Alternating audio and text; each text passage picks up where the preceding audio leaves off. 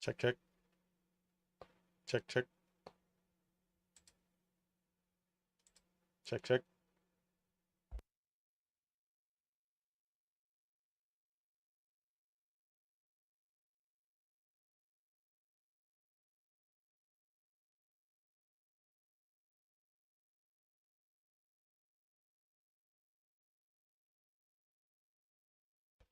Check, check, check, check.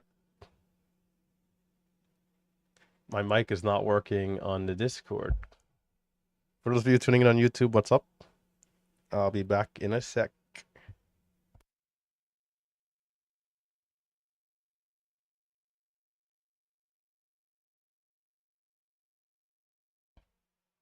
Check, check. Okay, there we go. I think it's good. I'm going to turn off this fan so it doesn't sound like I have a wind turbine in the back.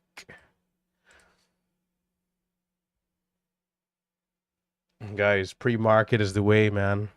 I see.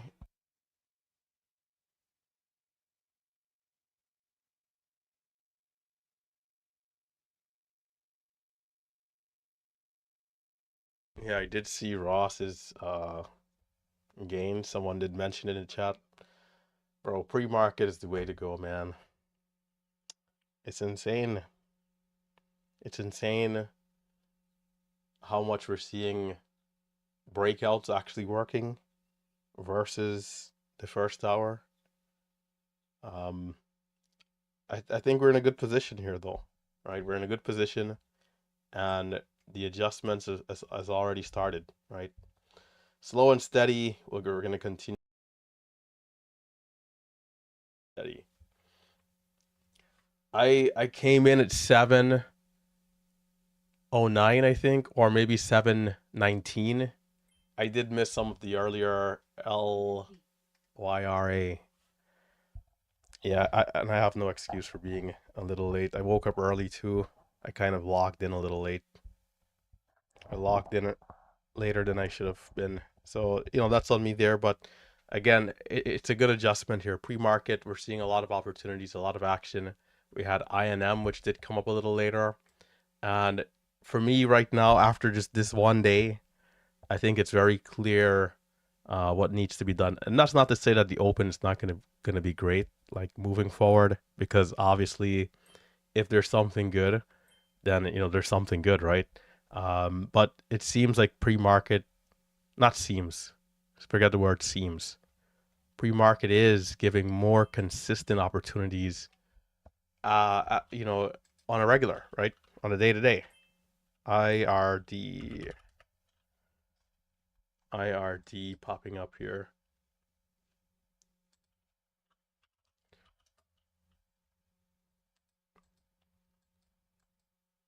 IRD. And this is where the hive day momentum scanner really shines, is in pre-market as we suspected.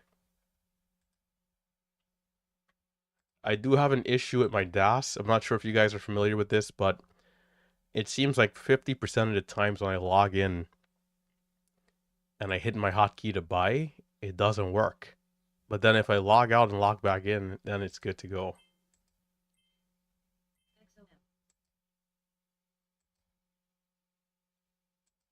Holy shit. It's going like crazy. 230 for IRD for the highs, 230.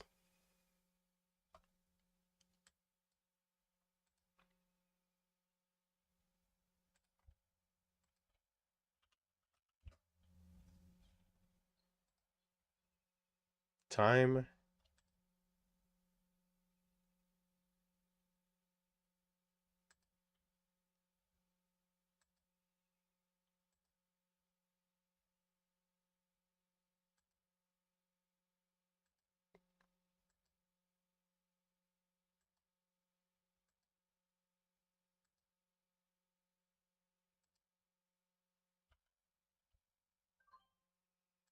It's a little late.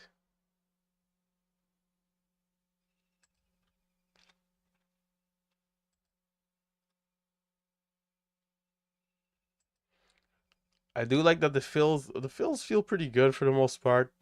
uh, in fact, with limit orders, right, it feels like sometimes the fills are a little bit better than the fills coming into the open, which is weird to say.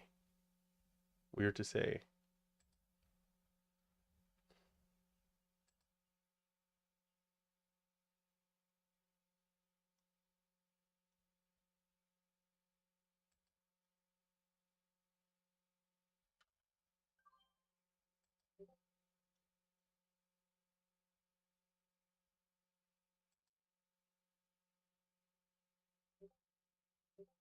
Over 20, over 20.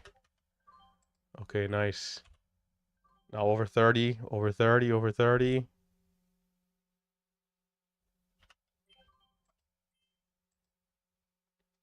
Bro, this is like how the open would work normally, right? Now we just gotta watch out for the backside though. Couple cents there. I'm only using 200 share blocks, by the way. Keeping it tight and small pre-market for now. Probably go up to 1,000 shares next Monday.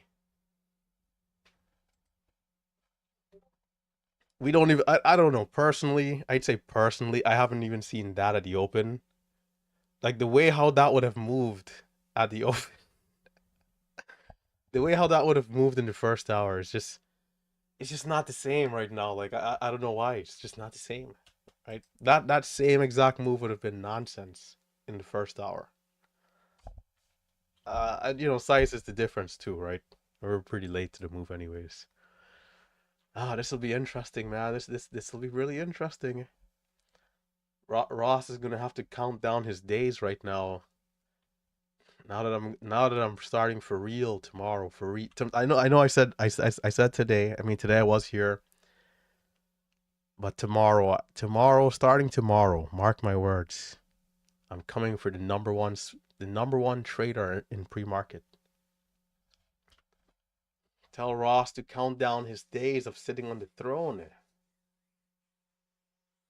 pastor has arrived finally. Oh man. Okay. All jokes aside, it is another good day here. It's 9:20 in terms of the watch list. In fact, let's go back to the disclaimer. Actually, just remember that day trading is risky. Keep in mind that you can lose a lot of money quickly in the markets, and so go slow in the beginning. Slowest is the fastest way. Prove consistency, and only then it makes sense to utilize, you know, an excess or increase your risk when it comes to just cash, right? Other than that, remember copy trading does not work. And lastly, I do not invest for my subscribers, so be careful of fake accounts. All right, the watch list, we'll write it up here and get going. Bro, I don't know what to expect into the open. I mean, we could see a good day. We could see a good day, but it all comes down to the momentum, right?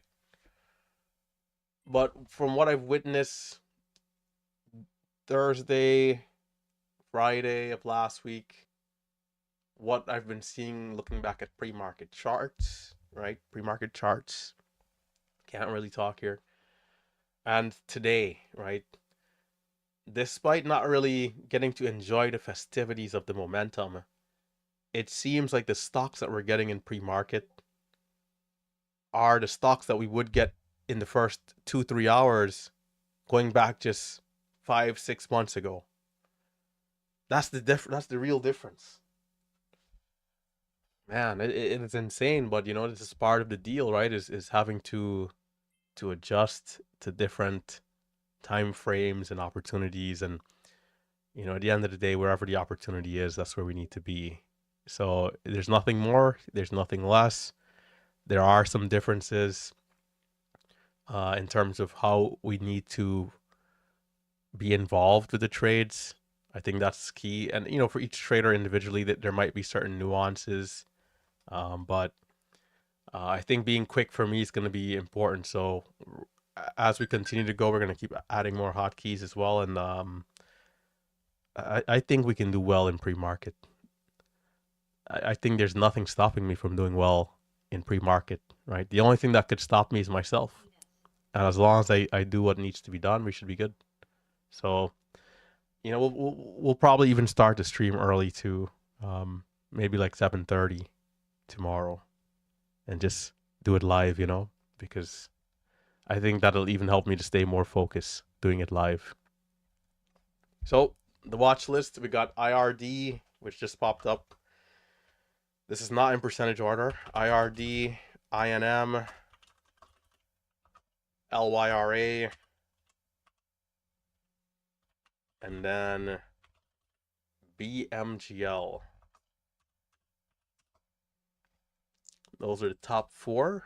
There are some others, but I don't want to have too much going on here on the watch list.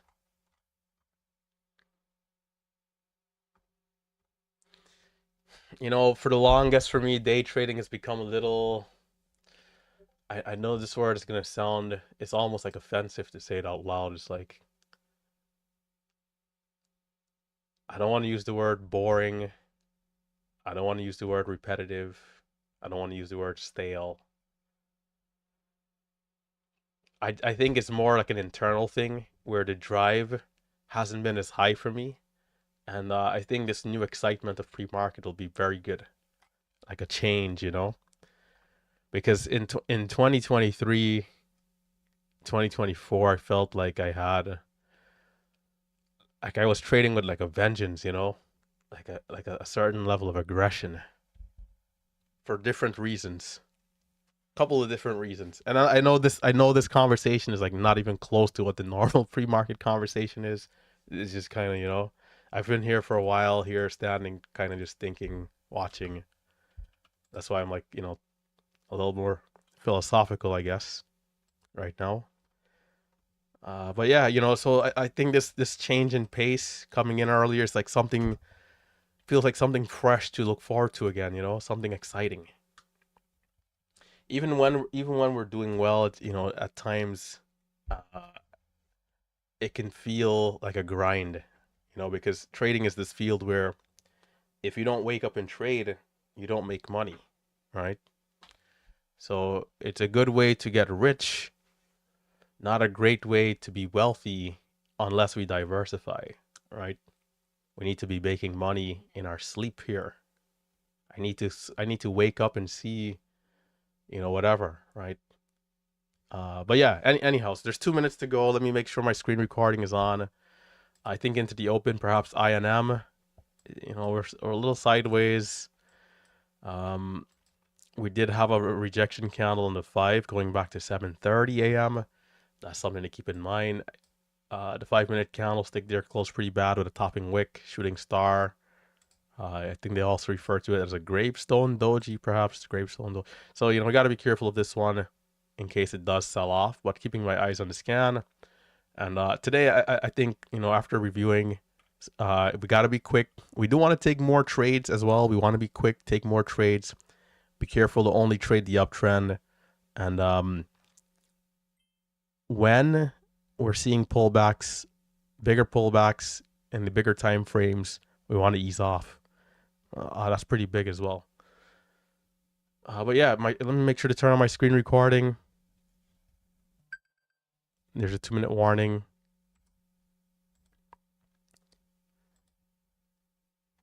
Being rich and being wealthy, two different levels. Two different levels, man. All right, hit the thumbs up. Subscribe if you're new, and get ready to dial in. Clock up, clock in, load up. It's go time. We got 1 minute 30 seconds for the opening bell. The opening bell.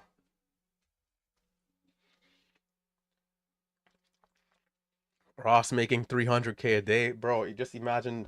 I made 300,000 last year, the whole year, right? Just imagine making 300,000 a day. Like, just imagine what you could do. Half does have to, not half, but well, maybe half depending on the state you're in, but at least 30% is going to Uncle Sam. But after that, which is tough. Even that's it's always brutal to pay that much, but we got to do what we got to do. But outside of that, 300K a day, man. Now that's some insane money. But it's all about perspective.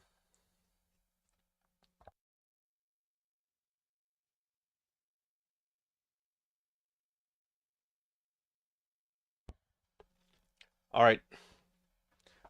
INM, LYRA. Perhaps LYRA could make it to 50. We did the last stock that got up here to this $25, $30 level. Did go to 50. So, something to watch out for. Something to keep in mind.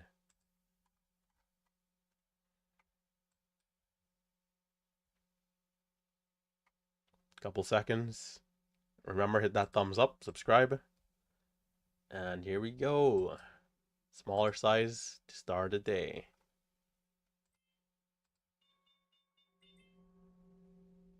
IMCC.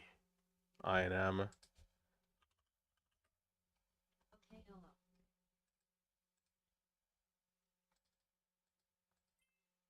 I do want to try to stick to one stock, or at least two stocks, not too many here early. LYRA is giving a quick push. High of 31.90. I want to be slow the first 2-3 minutes though, right? I don't want to jump the gun here, just taking it easy. LYRA charting does look nice. I think that one could continue. All right. IDR, the bottom here, we'll see how that one holds up. IRD rather, IRD.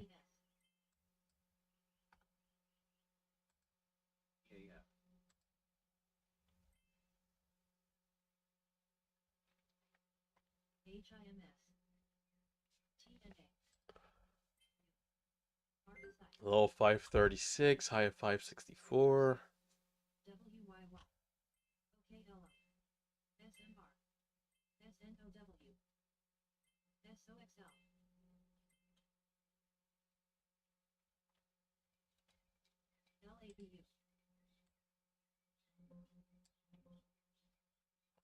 LYRA, we got a bit of a double top here, 31.75. The spreads are massive. Massive spreads.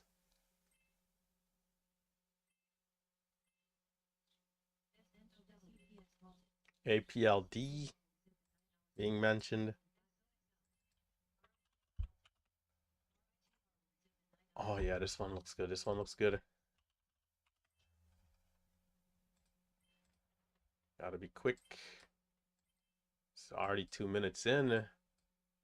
Over the highs, we had 850, high of 9.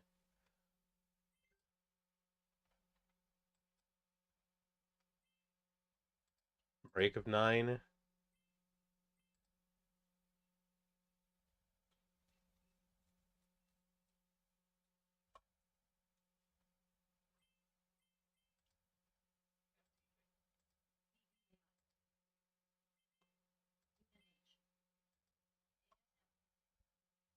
A little hard to chase it over 9 there, as we got a bit of churn. I'm gonna look for the short, man.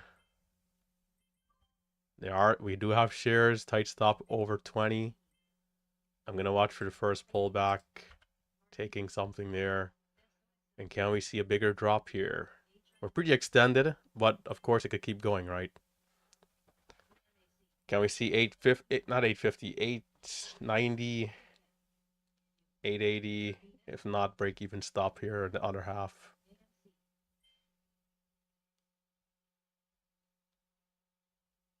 Okay. It's gonna push through 20. But it looks like it might be having trouble. Tight stop 25 if it keeps going. Short again. Could be a double top up here. I'm just way too late for the front side, right? I might have stopped out too soon there. Shit.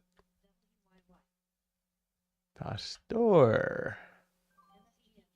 Okay, good, good. What was the high? 23? Only got half size though here.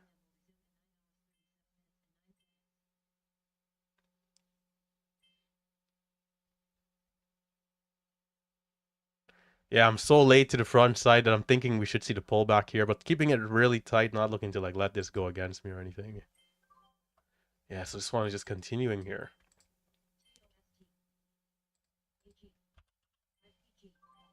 Chasing it like a madman.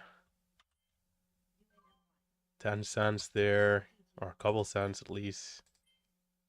How far is it gonna go before the first red candle?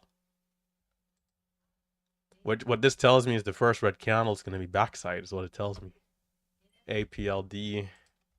That's probably what's gonna happen. Man.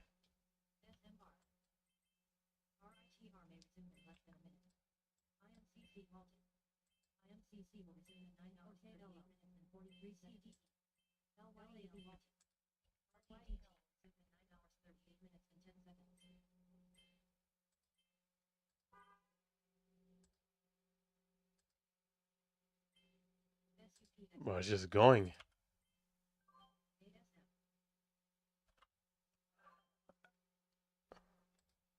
It's just like grinding up here. Honestly, how far will we go? I still like the short because we're up so much, but it's still going.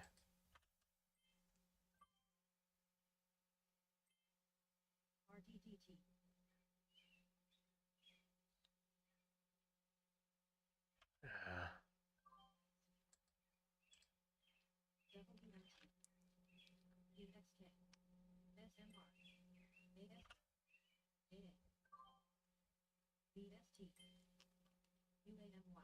Bro. Okay, all right. This thing is strong. Is it a higher float too? I think it might be a higher float. It doesn't seem like it's a super low float. It might still be low, but not as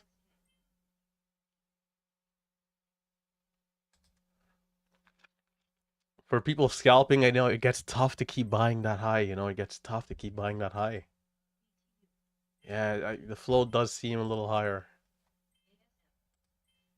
And IVF, a couple others hitting the scans. And IVF. Seems like the momentum is a little scattered.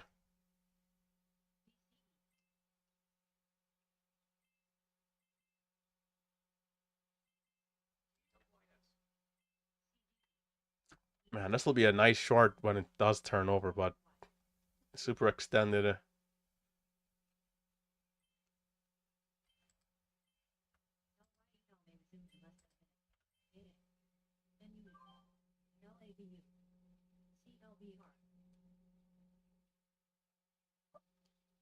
Actually, I need to size down to 400 to 500 though. Half size.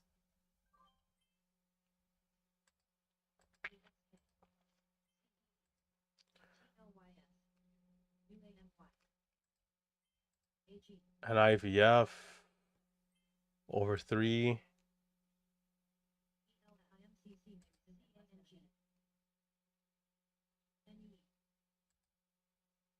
26 to halt up.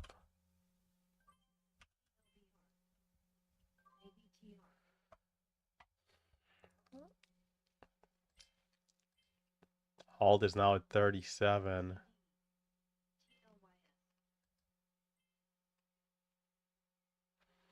I don't know. The liquidity seems very thin, which is interesting. NIVF, switching over to NIVF. APLD, doing its thing, but again, it's so extended that it becomes a little bit more difficult to keep buying that new high. That big flush can definitely come.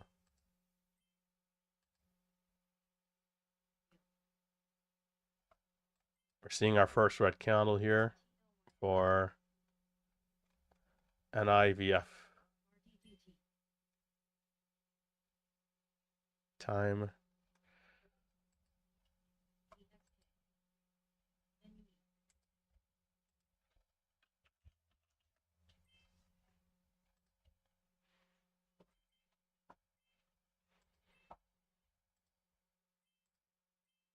Hmm.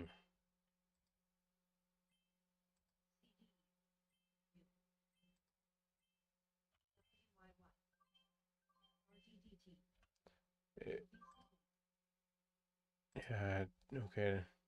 It's having a tough time for that new high. It's trying though, it's trying.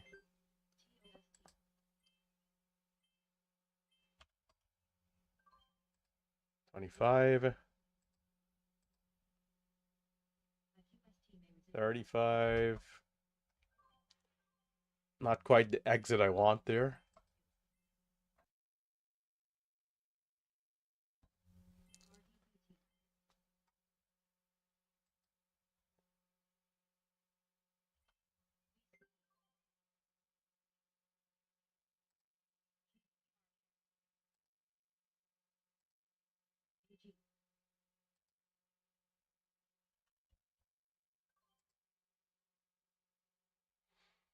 Hmm. Mm-mm-mm.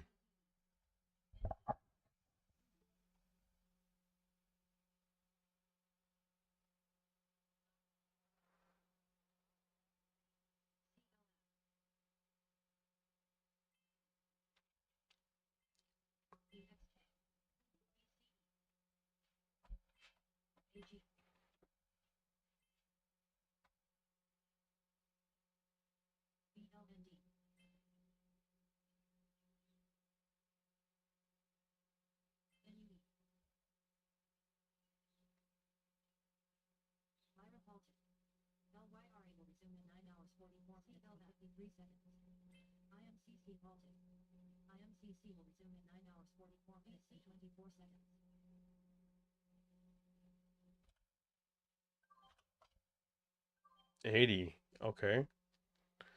All right, let's give it a sec. We might be seeing a bigger flush out for the 5 minute.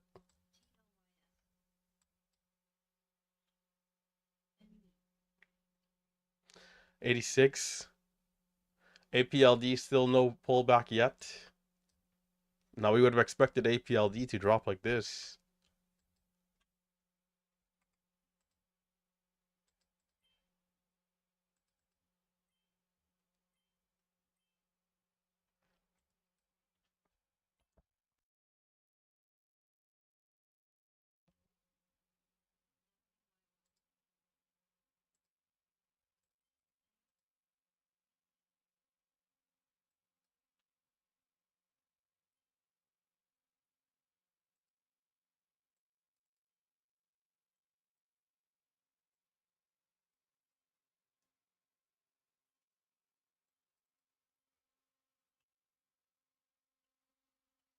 Yeah, LYRA could be interesting on the resumption.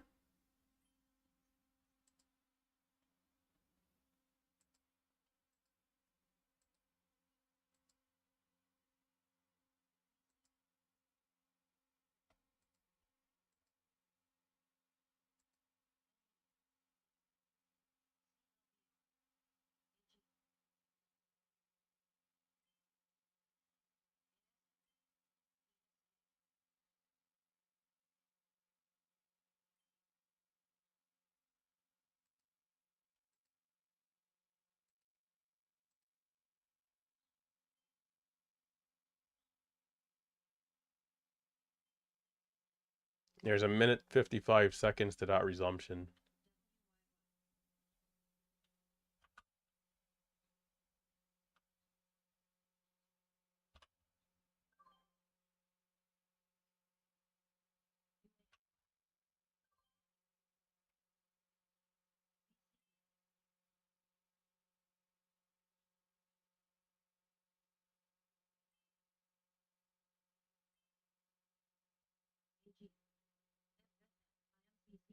A minute 23 seconds.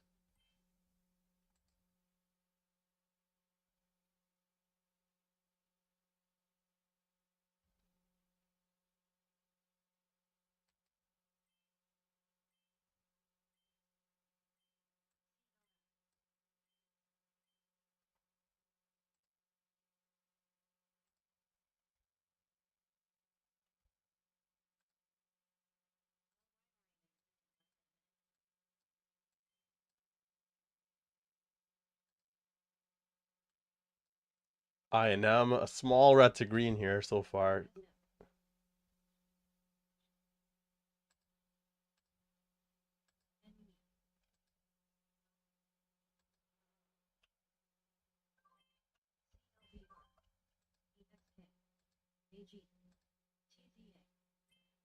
.26 seconds to resumption.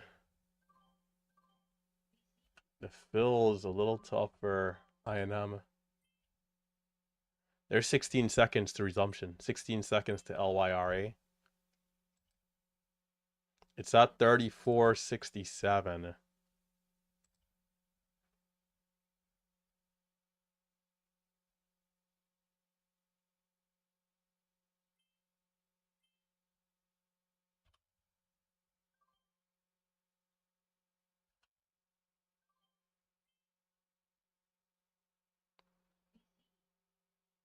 We might see a bigger dip because not the rip we would want to see.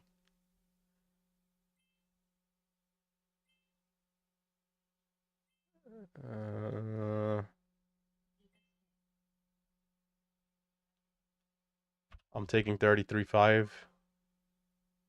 50-cent stop. Waiting.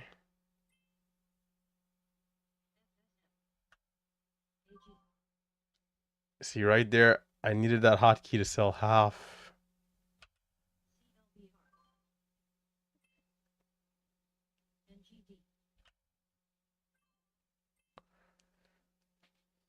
Damn it.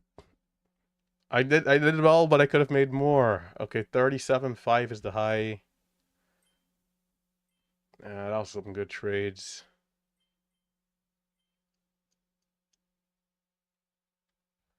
For LYRA. 39.58 pre-market high.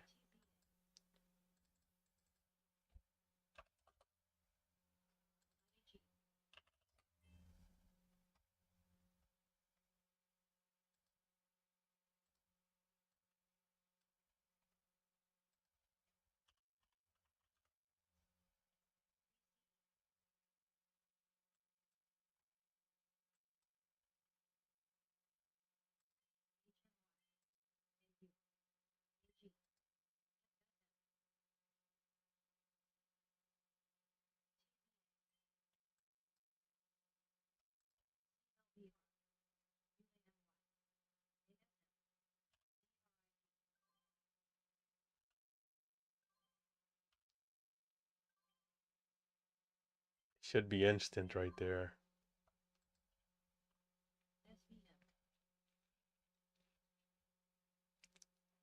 Perhaps a little bit of resistance before we go. Time 47. I'd say we're pretty bullish for now.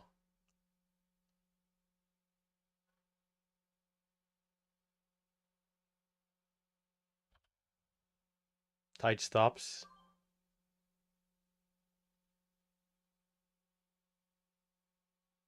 36. I got 36.27, which is a little higher. Again, it's not instant, but a little bit of a churn. Back down. 36.5 could be interesting right here, right now.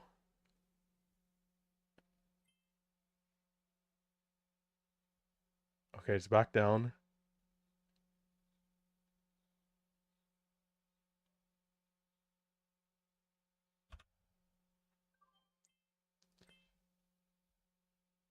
Okay. Giving it a sec.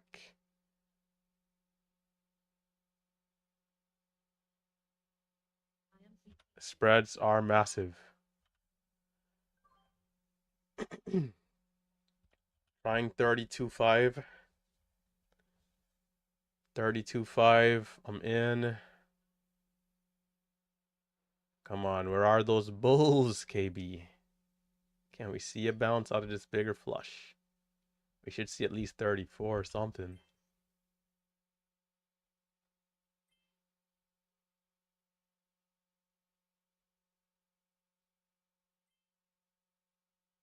All right, I'll take it there. Well, there's 34. Okay.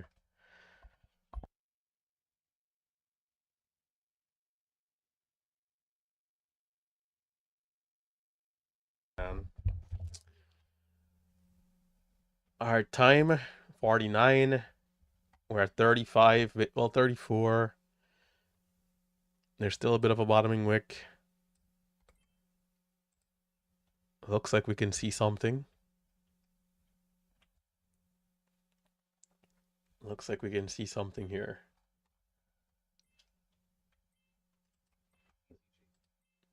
INM. Holy shoots. It is breaking out over 637. Damn, bro, they moved. Like, I'm trying to buy 50. Oh, come on, man. I'm trying to buy 50 right there, but I'm in 60. Stopping out for a small loss. 63 to 48. Come on.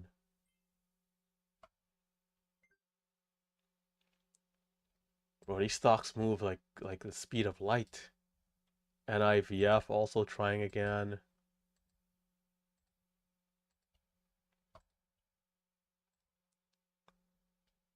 There's no way there should be a 10, 20 cent discrepancy of where I'm trying to be in. That will for sure ruin the trade. NIVF on the other screen here moving up.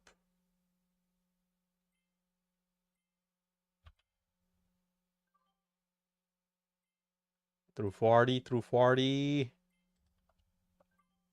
Oh, wow, I got to 60. Can we chase down that halt? In 45. Well, they're moving, again, they're moving so quickly. You gotta be fast here. Highs of 75 for a halt. Might get locked in. Hopefully it does. Maybe, you know, this could provide another opportunity here. False halt.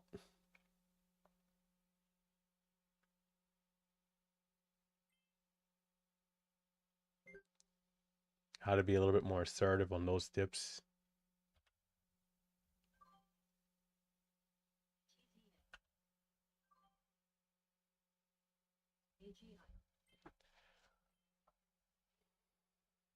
You definitely got to trade with a level of aggression. If not, these stocks can go right without us. 10 cent trade becomes flat right there.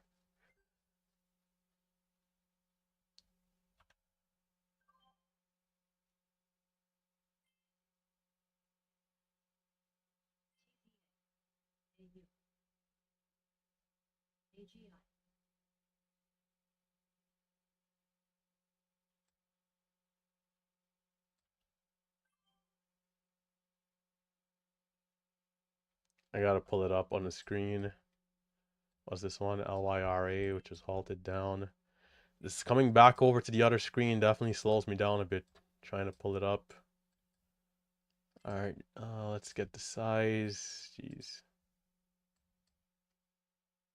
Yeah, this is not it. Probably shouldn't have did that.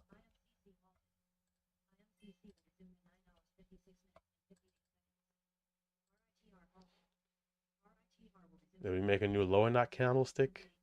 It looks like we did. Missed that.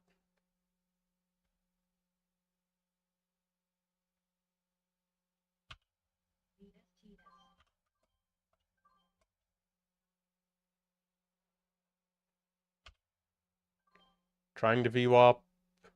And it is coming down. Wait, what? Never mind. Why did I see the VWAP up there? What was that? Bro, VWAP is at 14. Wow, well, I don't know. Never mind. I don't even know what I just saw. Okay, LYRA halted down. This other one here giving a bigger pullback. It would be good to see us bounce back over 40. That way this candle can recover a little bit. Bro, I don't know what I saw a white line so clearly at like 30 right there. Wow, what is this? Big Steve, I am losing my mind apparently. What? I don't know what that was. But anyhow, let's stay locked in. We got 12 for the lows right there. There's a minute left in the 5 minute candlestick. If we can close above 40, that would be good. At least we can, you know, see some buying towards the end of the candlestick.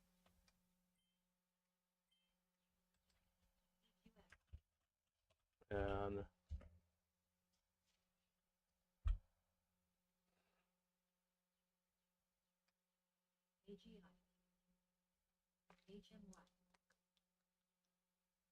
5 in the morning, MG. Okay, I see you, man. 7 a.m. might be too late.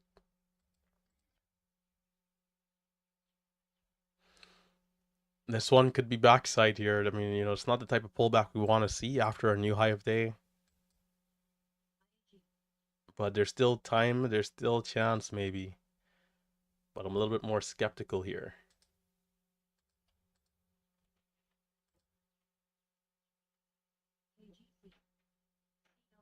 Will we see the red to green?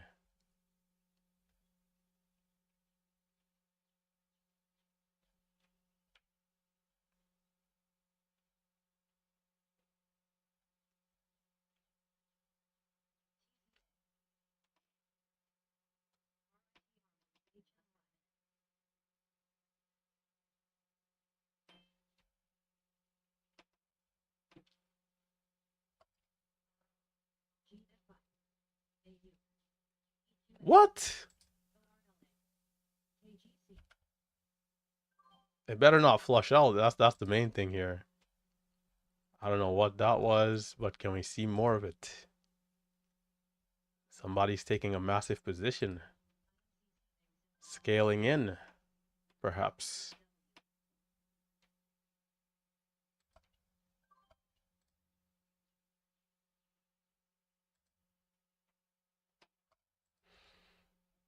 That is a little bit more rare to be seeing that these days, but okay.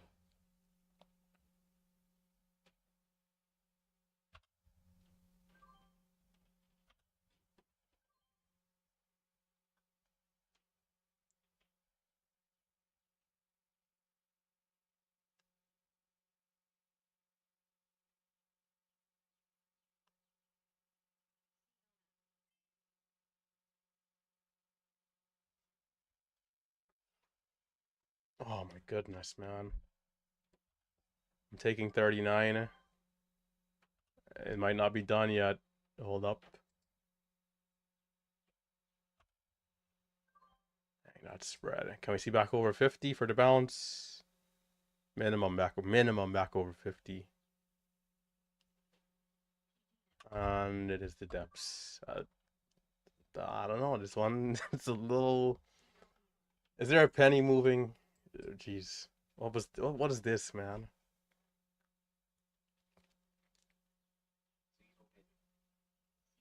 From looking good to not looking good there.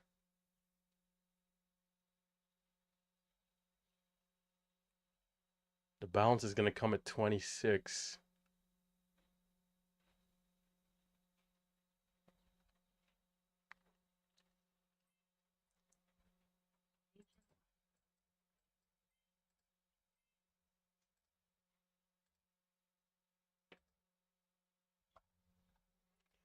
I am keeping an eye on this one now.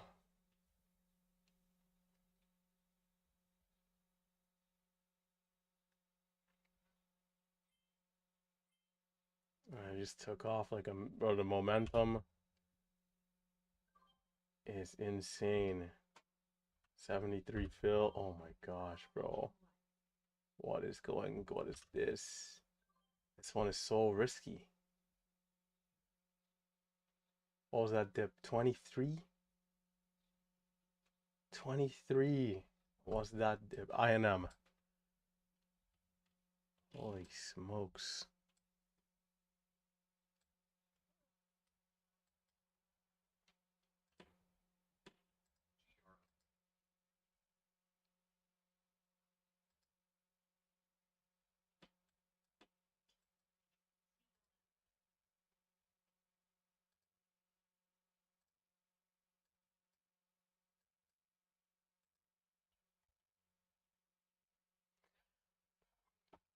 It's definitely a wide range here.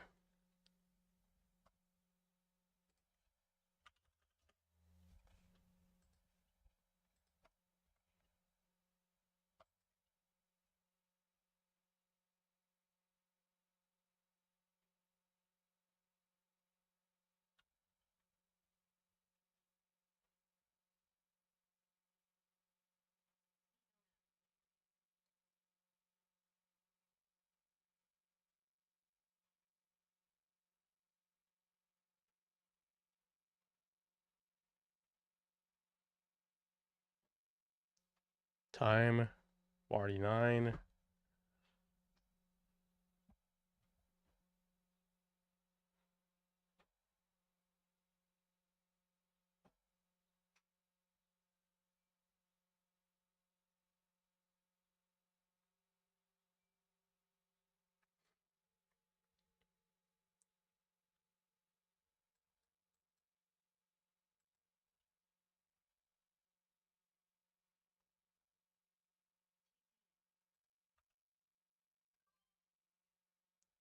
I got the fill. We're up and back down though. What is it going to be here? It's coming down some more. That went up to 50 and then back down to 20 instantly.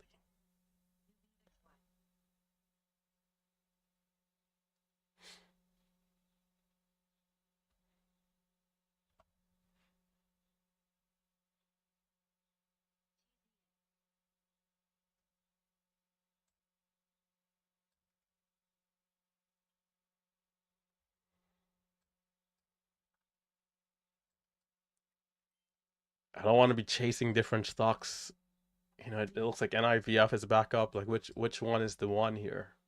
Or are we just getting a day where the momentum is a little bit more scattered?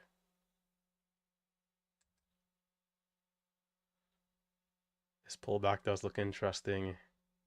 Time 01. It's early still.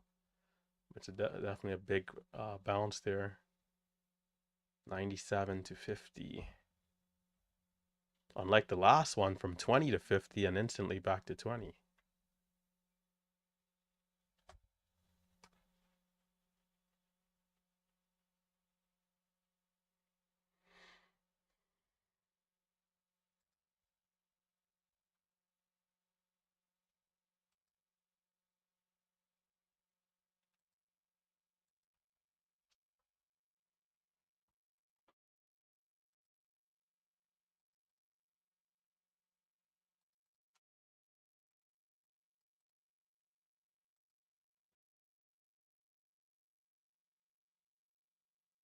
And IVF does look interesting as well.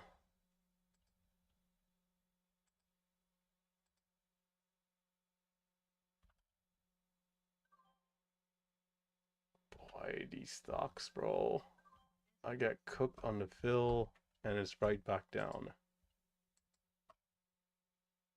All from looking good to triple top.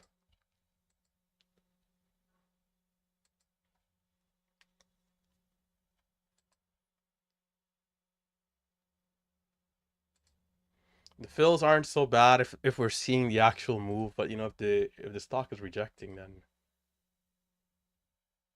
you can see a bigger loss.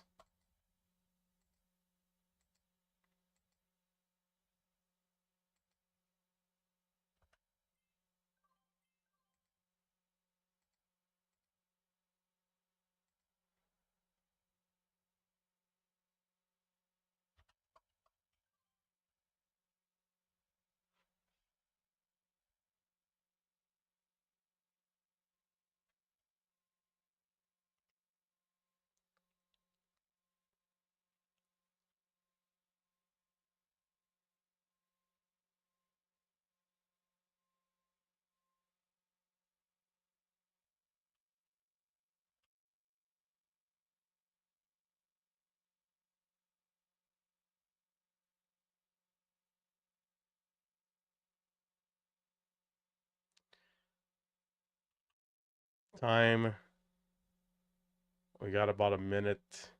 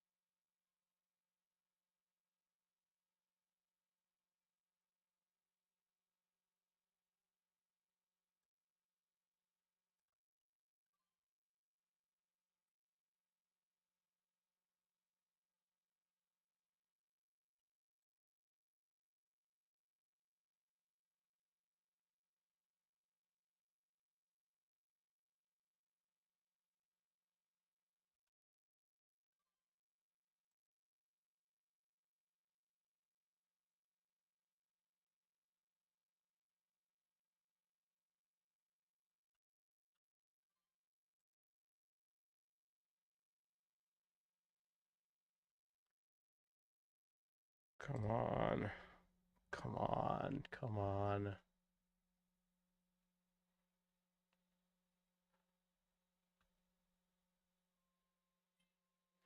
That early pullback, man.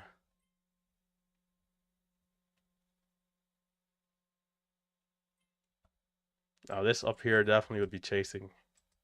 Maybe it makes a new high though. It's possible.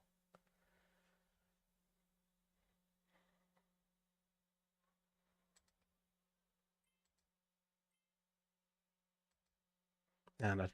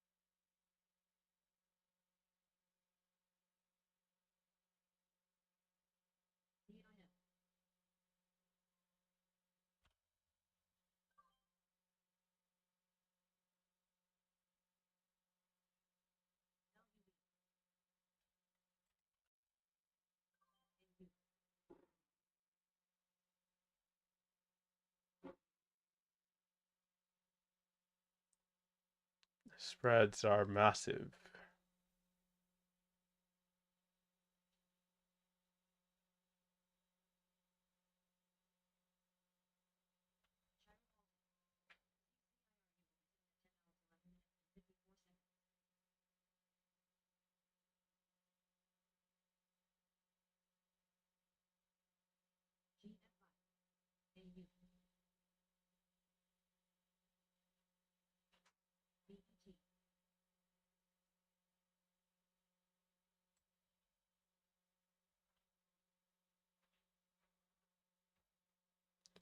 I was looking to add,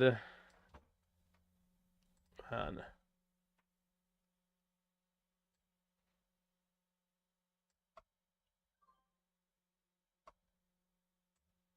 and the low ended up being 40.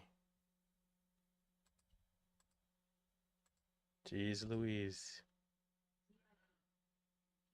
Stock is the stock boy. Mm.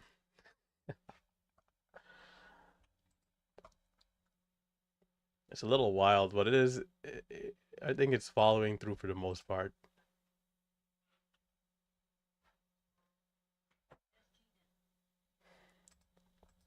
So at the coming in towards the open, right? We had like a smooth pre-market move going up. It's like, while this one is still following through to what we would think, it is just so wild, man.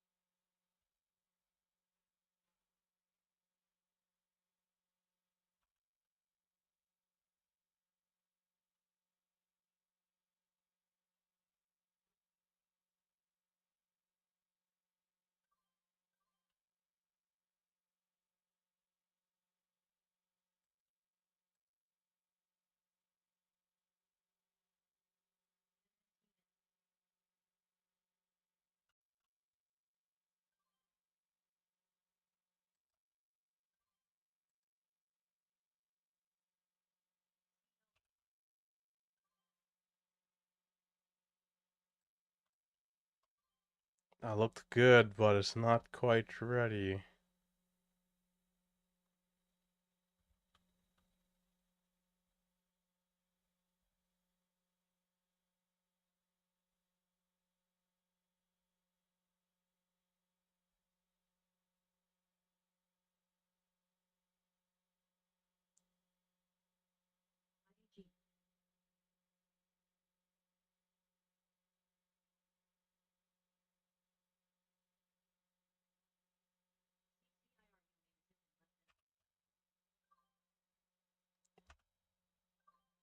And it looks like it's breaking down.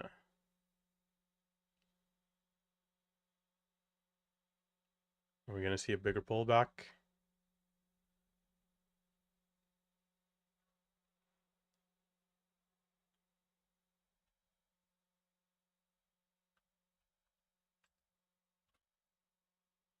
Come on.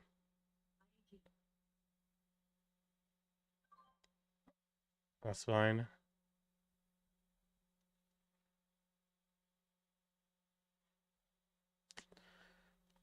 Bro, I'm not even getting to like add or anything. It's just moving at the speed of light.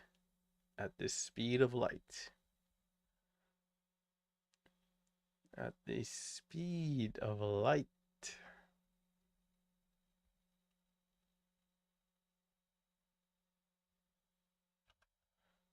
If we don't see instant reclaim, yeah, okay, it's cooked. It's done. At least for now. Pulling back a little too much.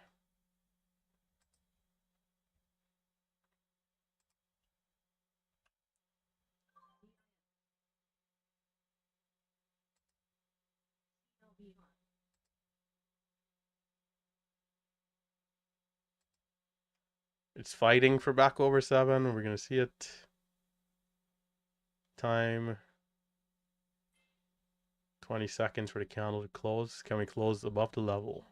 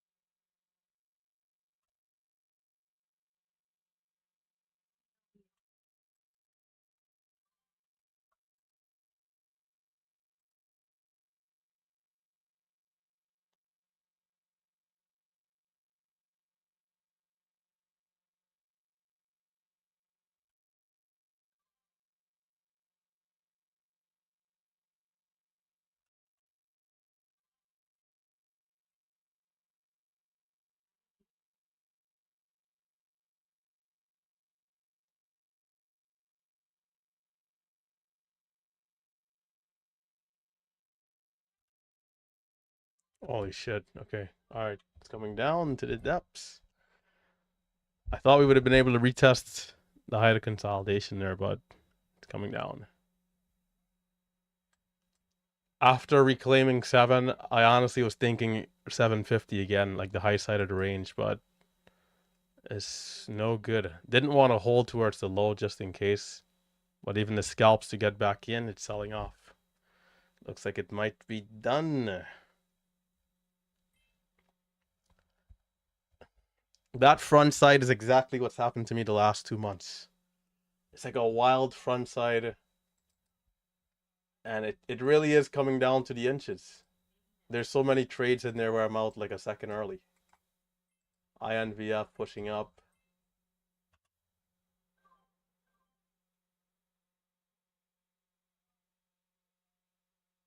Like stocks are just moving so weird.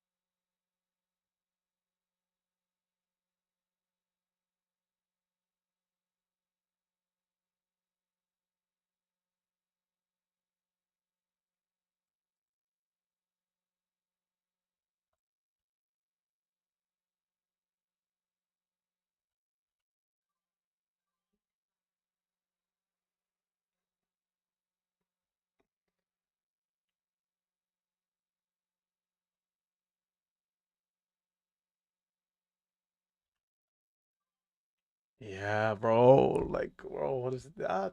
What is this? What is this drop?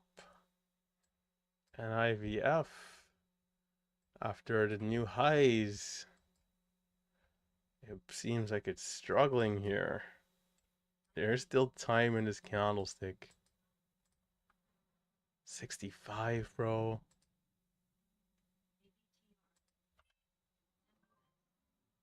Like, there's no reason we should be pulling back this low. Like, there's no reason to be pulling back all the way there. It's good that the 5-minute candle is still holding up, though, because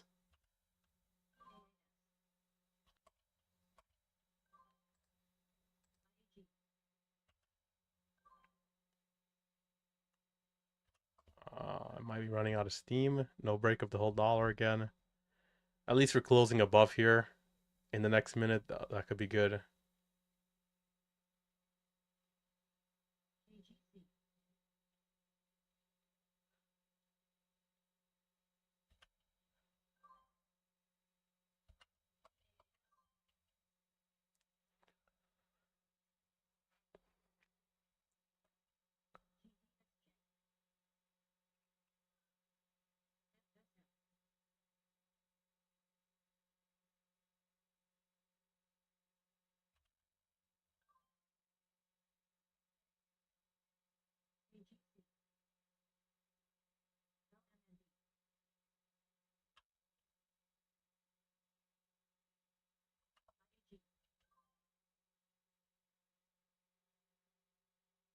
$88.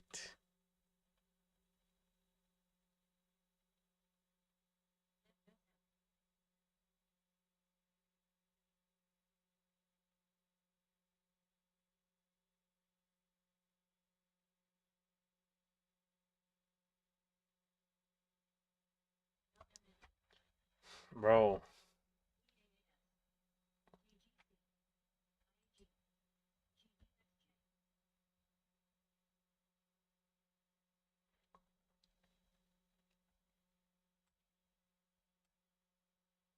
it's an immediate pullback after the breakout into the new range, into the new zone. Immediate rejection of 380 breakout after one green candle. So in pre-market, this is where we're seeing more of a continuation right here into the open. We're now seeing bigger pullbacks right away. No sustained push. LYRA, APLD. APLD was a bit more about higher float, but man, the short on APLD though, sometimes it almost feel like it makes sense to just keep reshorting the high with a tight stop once it is that extended. But at some point though, if it just keeps going, you gotta definitely ease off. But definitely seems like it could be good because that pullback, man, should come. It should come. 3 massive green candles into the open like that. You should be seeing a pullback, a massive pullback at some point. And usually the first pullback is going to be backside with that type of massive move. It's like stock goes from 5 to 10 in the first red candle. It's like you just know it, like, man, that's done.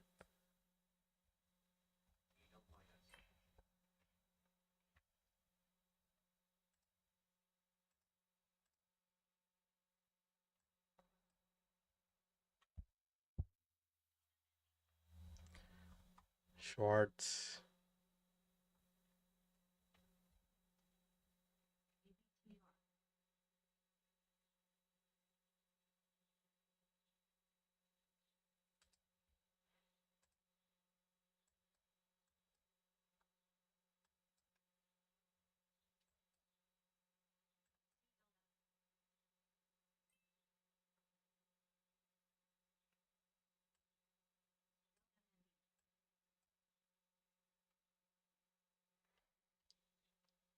The thing with a lot of these pullbacks is that it's like happening so instant that stock is coming down.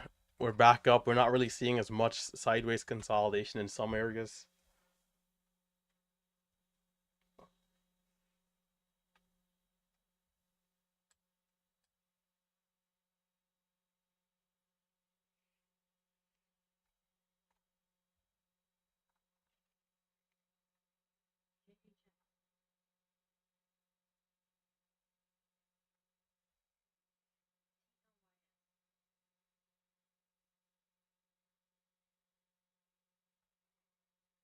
Max loss for Mighty. Max loss for Tim, too. No way. RVYL resumption. We'll see.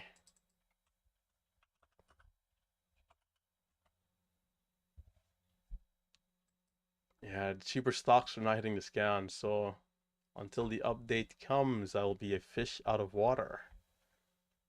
RVYL.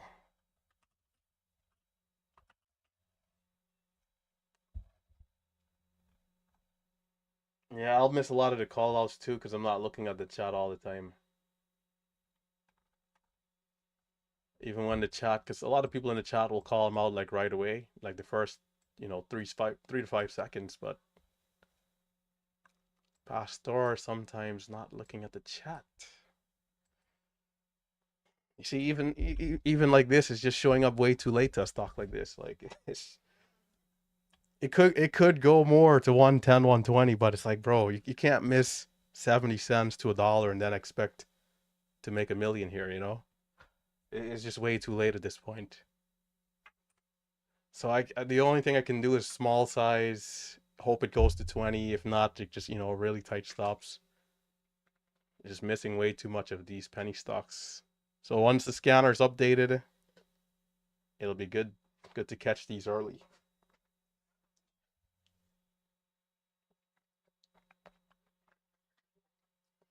I messaged Ross on Friday or Thursday. He's like, yes, man, it sounds like a good idea. So hopefully we see it sooner than later. This is similar to Momo Pro, like reaching out and asking. Momo Pro though, as good as it was, we had a lot of delays with trying to get things to the scanner. So that's why we kind of switched over. We just need a slightly better. We needed a slightly better Hive Day scanner, and now with this Hive Day scanner, it's slightly better. But now we need the penny stocks to be added, and then it can be completed. Complete software for small cap traders at that point. Momo a little bit more broad, but still decent for people who are using it.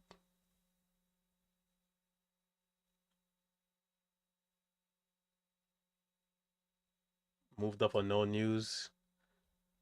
Resumption time is 1 minute 35 seconds. I mean, SF, honestly, it's more about just like seeing the stock early. I think that's the key. Just seeing it early, hitting the scans early.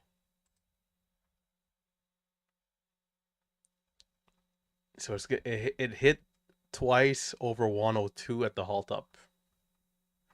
It didn't really hit other than that. Okay, so it's at 102. It's a little cheaper. I'm red 600, so I gotta be careful. Nah, I got these stocks. I'm gonna go mad. Oh man, why do stocks have to be so tricky, man? These same stocks moving a little smoother, plus 5K day, just a couple months ago.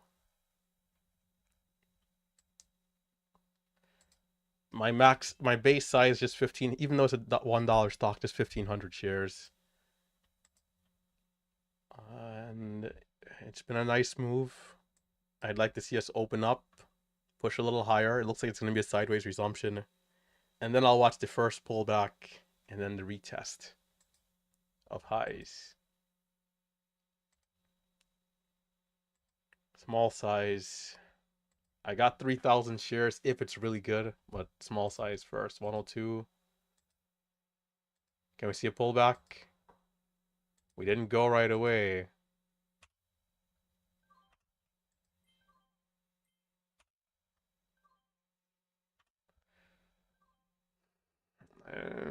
I got a little bit of a laggy fill. I should have made more there. So what was that, like a 3 cent, a couple cents, 5 cent dip off of resumption? 20's the halt up now.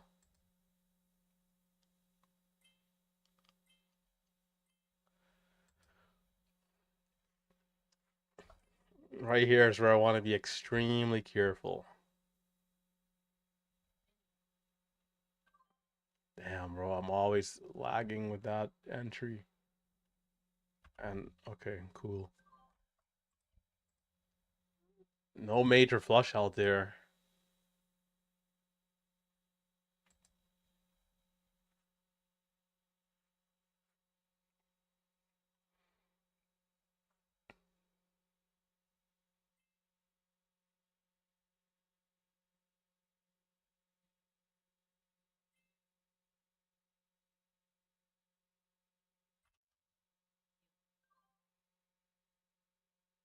Bro, it has to flush out at some point. I'll take the scalp right there.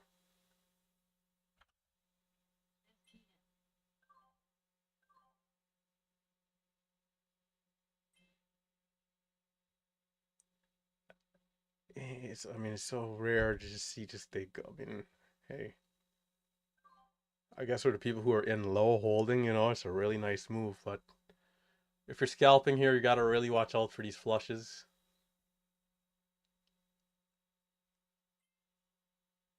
And honestly, it's not a bad pullback here, considering where we came from. But can't speak too soon here. Let's see how it plays out.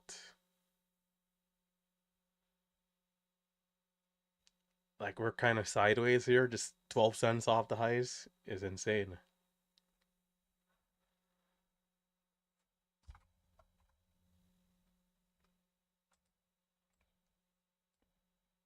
So it seems to be holding up.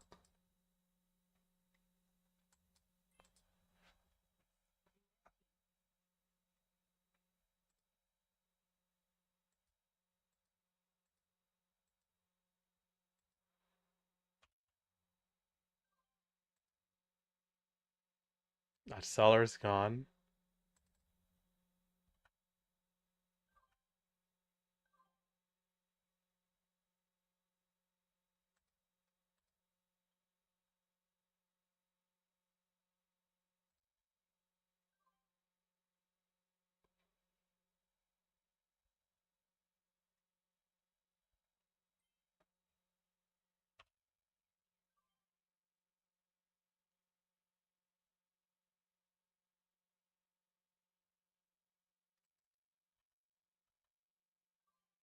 All right, that was a nice trade right there. Can we see there? Okay, great.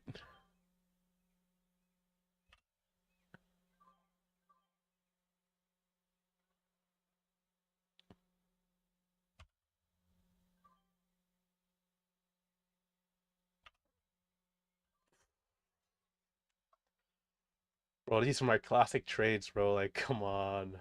What was my fill right there? Break even.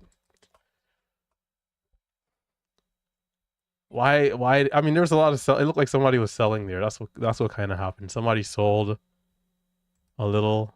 So it took a while to bounce.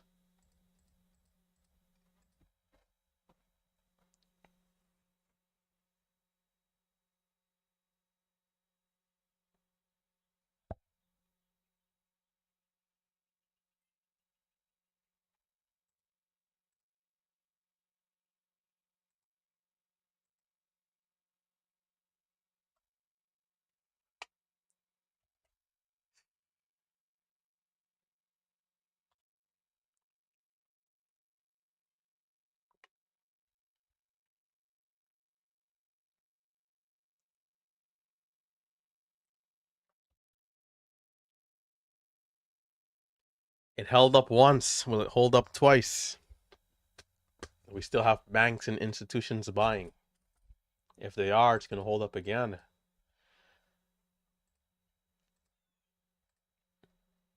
If they are, it's going to hold up again.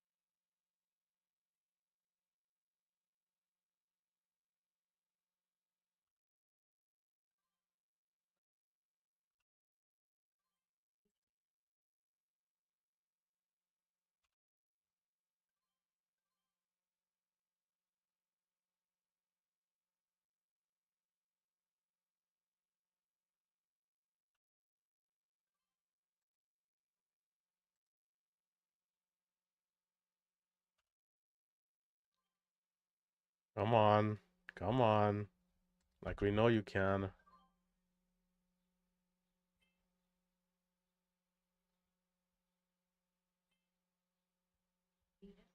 Bro, I should be using like 20,000 size, man, but can't dare think about it in this drawdown. Well, we can just we'll take it easy though. We'll take it easy. Ah, man, that's the difference with trading, right? You're in a good position, you can send it. You're not, you got to be careful.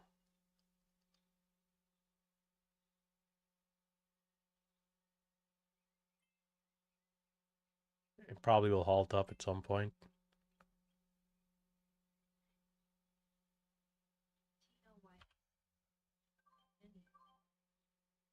Too soon. Not a great trade there.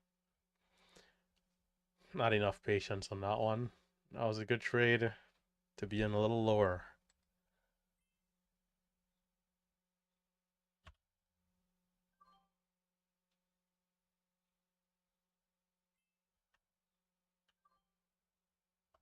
Hmm. Mm-mm-mm.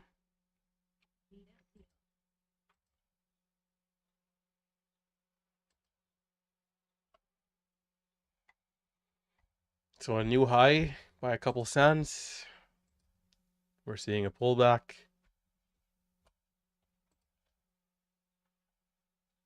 A new high by a couple cents.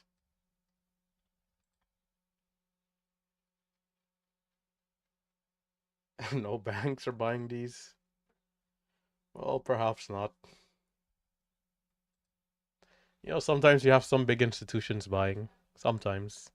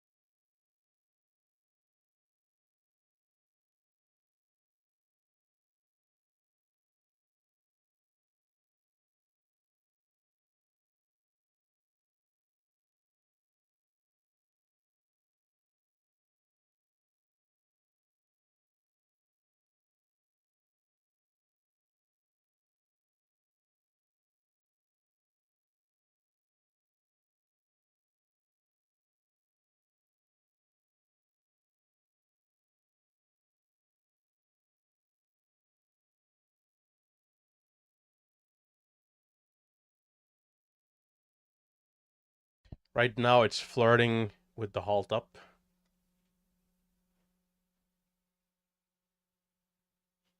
But best we get locked in here, I think, and get the next setup.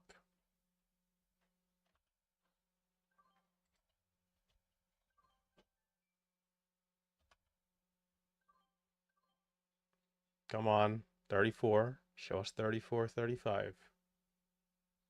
There's a bid. Is that a bid? Maybe not.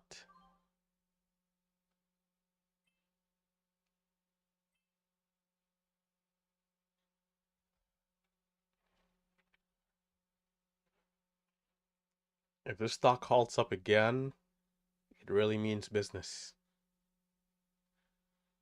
It already does, but if it goes halting up again, and that's pretty impressive.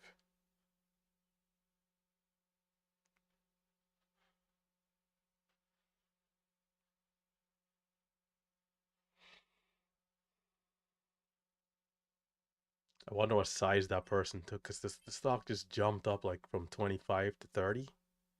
Somebody had to mark it in at maybe like 50,000 size or more, 100,000, maybe more.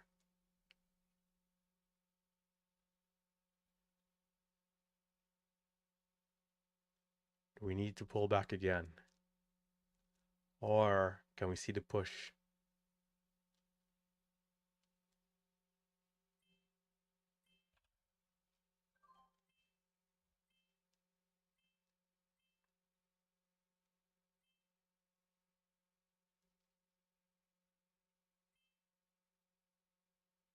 Take a couple cents. And time 40. New candle. The stock seems pretty bullish. So I think as long as we don't see anything silly, like, teleporting down to the halt level.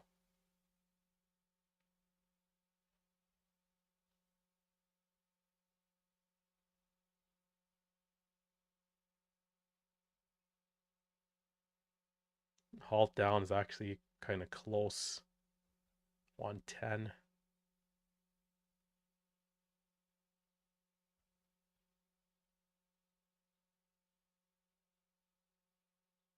15. So we could, okay, the halt is close. Okay, a 5-minute pullback could make sense if it is to happen.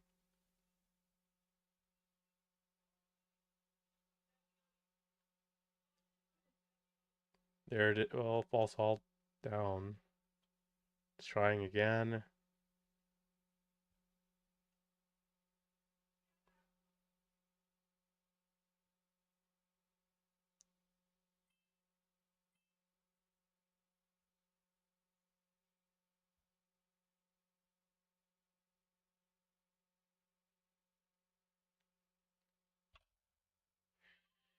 Damn, that was so quick.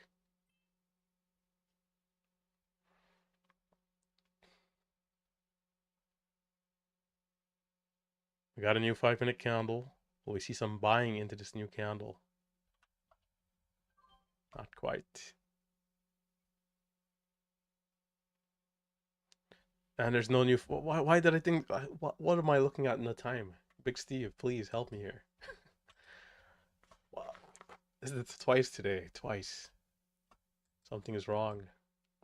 There's no new 5-minute candle. Okay, gotta stay focused.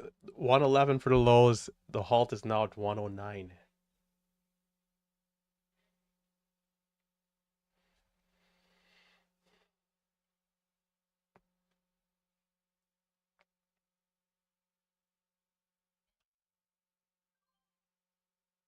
These trades could be a little soon.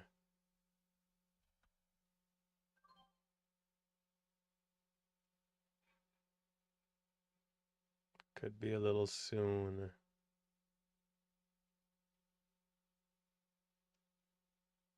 Could we get one more test of strength? Oh, okay. Looks like it's curling. I'm gonna chase it like a madman here. Like Mad Max. Will it work out?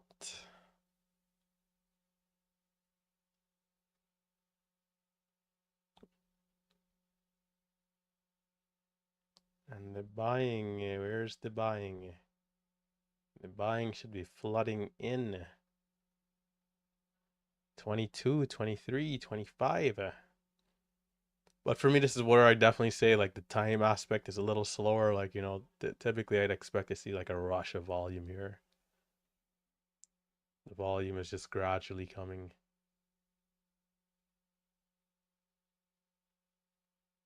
19, 18.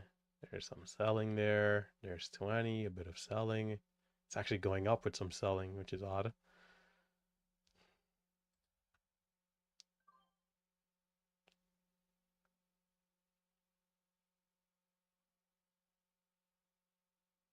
The 10-second chart did give a good pattern there, though. The higher lows was kind of showing. I just didn't trust it properly at 15. It kind of got in and out. But there's no reason. Well, there is the reason, but I'm surprised that it takes this gradual, move there. Like usually it's just right away, and the time is what then throws me off sometimes, especially when a bit of selling comes early. So it's actually gonna halt up. It might lock it. It might get locked in. Didn't make a ton because I sold half early. Come on, halt up, halt up, halt up. Yeah, I sold half early and then scaled out mid to high 20s.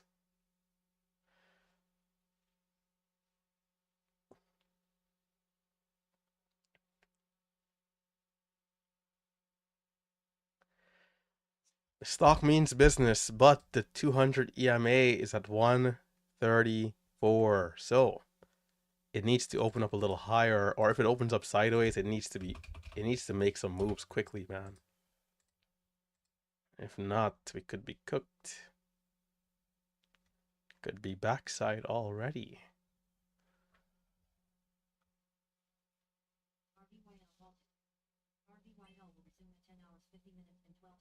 The running up scanner, you should add the running up scanner. It picked it up. Hold up, let me check.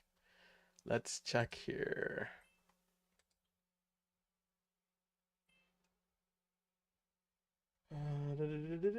Running up. Bro, then this is what I needed. And this is what I needed all my life. Thanks for the tip. Thanks for the tip. So it's good to check in on the chat every once in a while at least.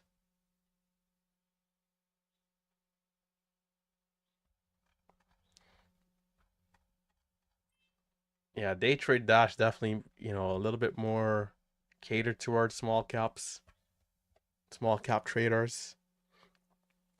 Momo Pro, great gap scanner.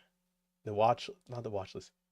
The high if day momentum scanner could use some work, but I'd say it also caters like a wider. It caters for like a wider range of traders with some of the stuff they have. So some small cap, some mid cap, some large cap stuff, like in terms of like settings and features that are there. But this is more like, hey, like if you're trading like hyper scalping or scalping, or I think Ross's definition of what he does is micro scalping, I think, or scalping in something like that. We're all trading the same anyways. Just if you're trading more or less, right? That's the real difference. But the stocks are the same. We want to see the stocks early. Whether you're taking 10 trades a day, like, maybe Ross takes 10 to 20 trades, I don't know, something like that. And then we're taking like 100 trades. Some hyper scalpers are taking 500 to 1,000 trades. I'm only taking like 100 trades. If they want to call what they're doing molecular scalping, I mean, I don't know, but all the same stuff anyways.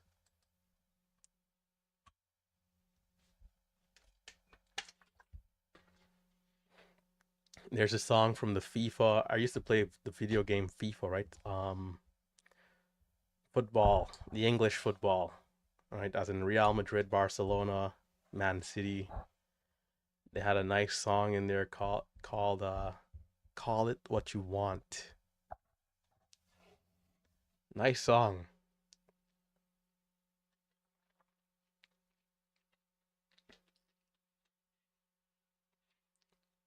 I would start singing here, but then people will start leaving. Resumption a minute 26 seconds.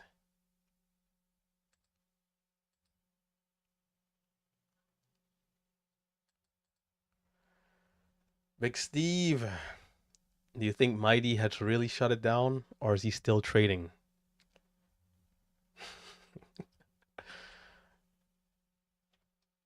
What do you think, Big Steve?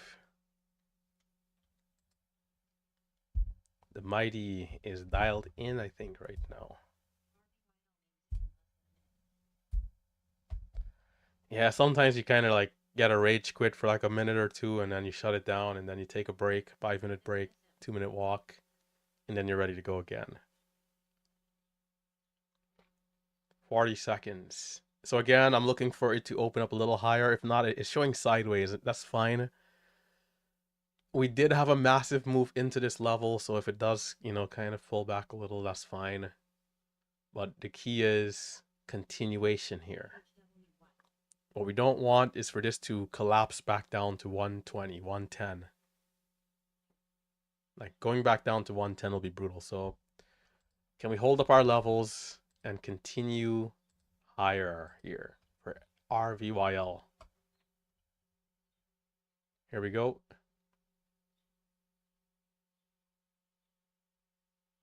Sideways, no volume yet. Taking a dip.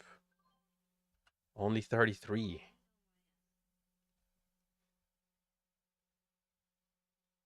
Over 35 could be interesting.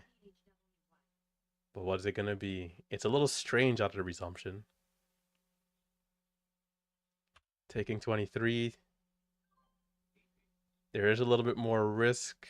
My fill is a little higher there too. Honestly, I gotta stop checking my fills, bro. It makes me kind of panic out of some trades. Gotta just not even look. I'm gonna reduce my size a little bit.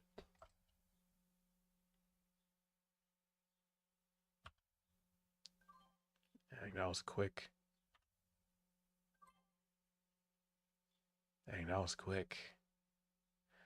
I tried for 31, I'm in at 34, and it's at 45. Small seller 42. The halt is now at 48.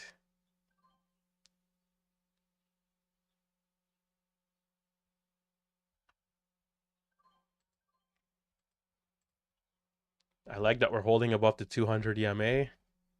This one's definitely holding up its uptrend. So now I think the key is to keep it tight, keep it tight, and then be careful of backside. That's the number one thing here for me. The moment it starts to fail, And that's it. But we can see 150, 160, being that we held up over 34.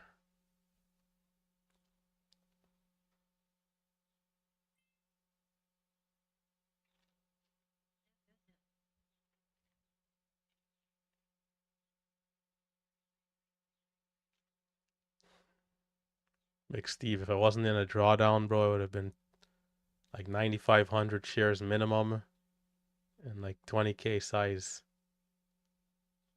But Pastor is growing old and must reduce his risk.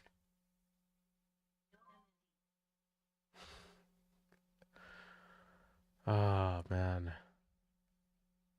I'm cooked at this rate. I am cooked. 29. It's having some trouble here. 29. Let's see how its pullback holds up. Sizing down some more. Sizing down some more.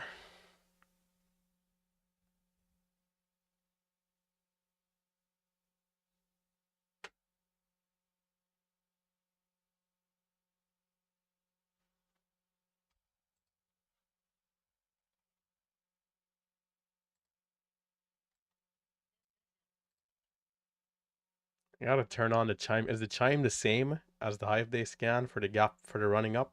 I wonder.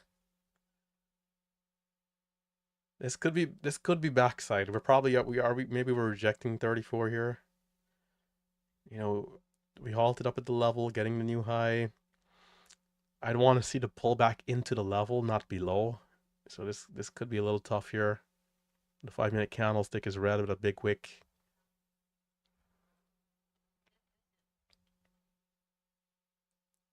Pullback.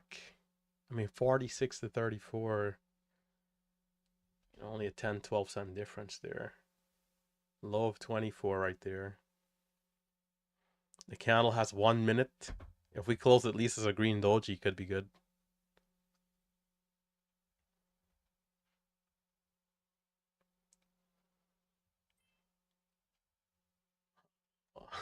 What?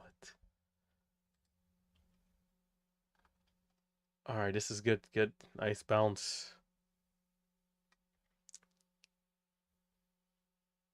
Nice bounce. Excellent bounce, really. So a bit of a double bottom and held up nicely. Candle's going to close in a couple seconds. Okay, nice. So from looking a little bit more tough to, pretty good here.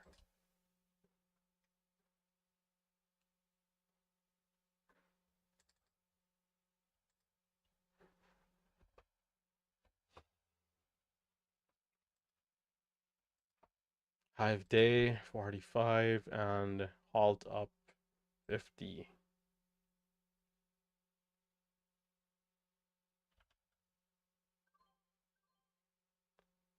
See, that type of fill, man, it's just brutal. It's just brutal. That's better, though. Well, not so much better. Marginally better.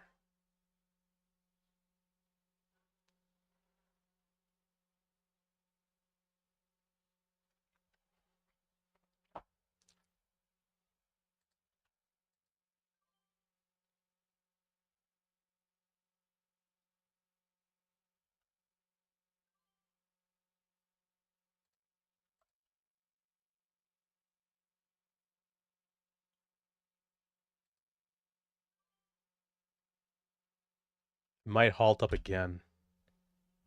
Let's see if it has what it takes.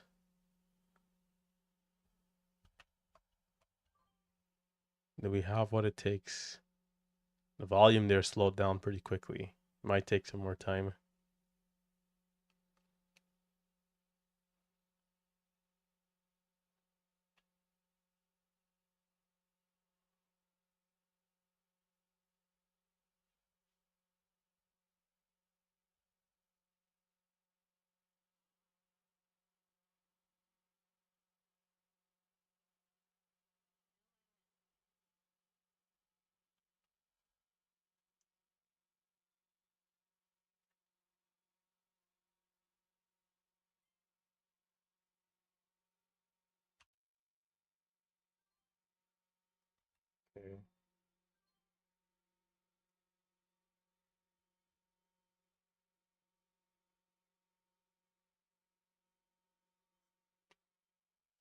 It's interesting how why is my why is that off? I didn't even realize.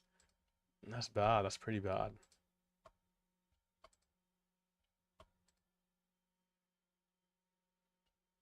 Did that change? Anyhow, this is fine. Watching at level 2 here.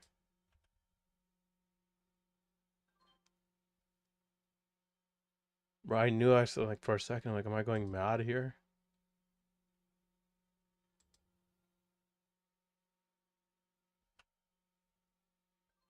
My tape was like on a whole nother stock there for a little bit. I gotta size down and ease off here. Taking on some small losses.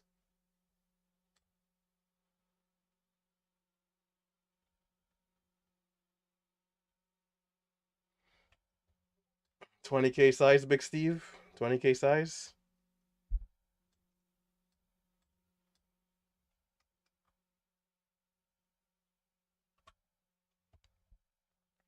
I had a lot of losses early.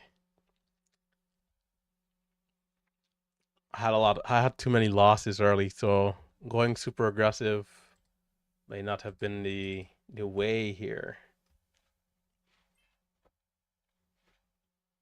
Halt down might happen here at 120.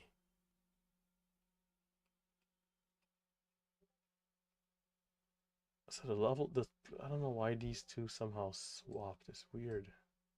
I gotta save my layout.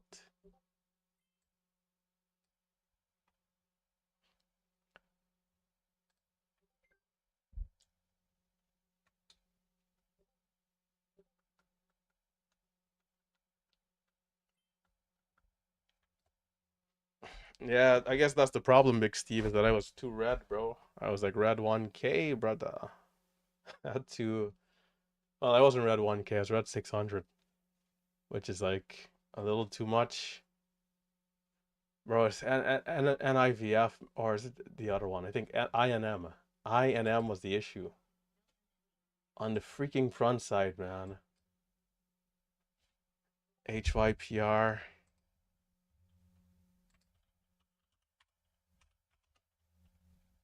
The front side was good, and I'm missing the trades by like inches, by seconds. Yeah, I'm gonna keep my eye on HYPR in case it does, move a little bit better. But so far, it's pushing up a little.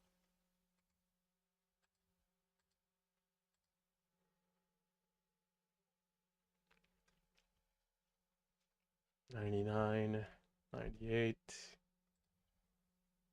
102 for highs.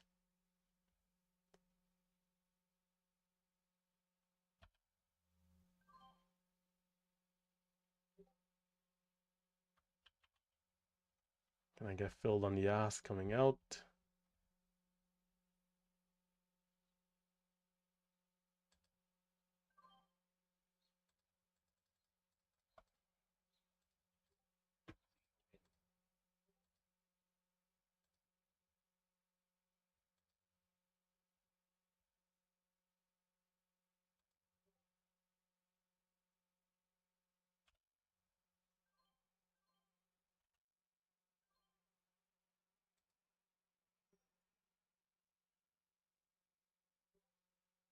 It should have ripped through.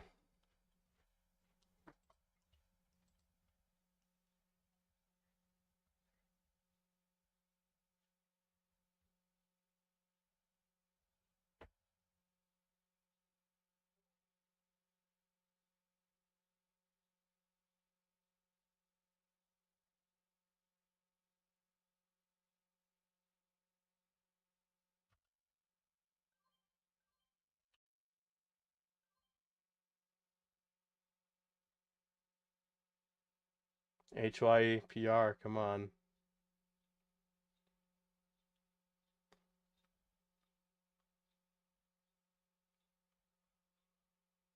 This one could be a nice one if it gets going.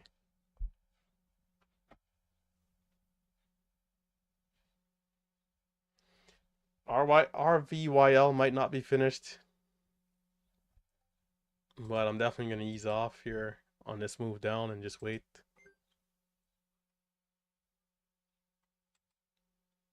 HYPR at 101, right below high of day, bit of a flat top. Can we see the flat top breakout?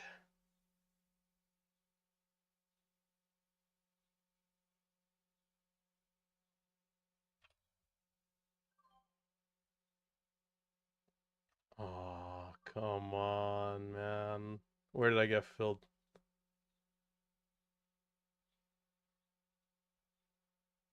That was Depsy.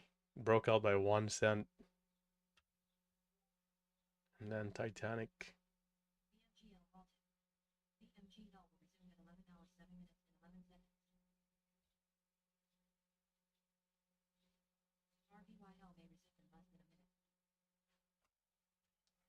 RVYL may resume in less than a minute.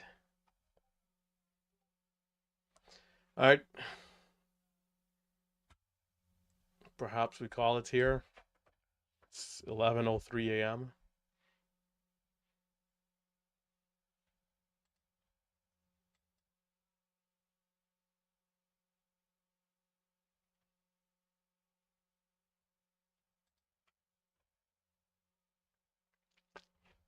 .20 seconds to resumption. RVYL.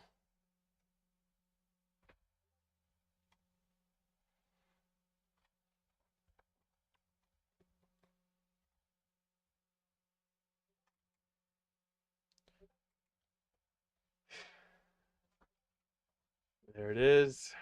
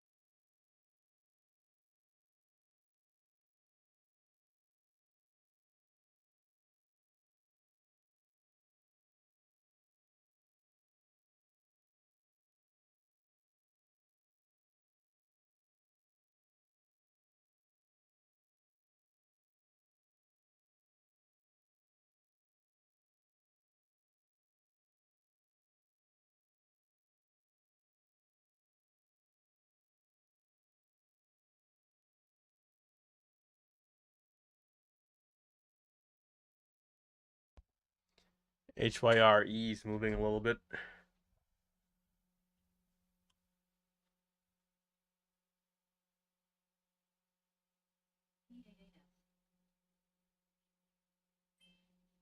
Why is that bid coming in so aggressively, so high?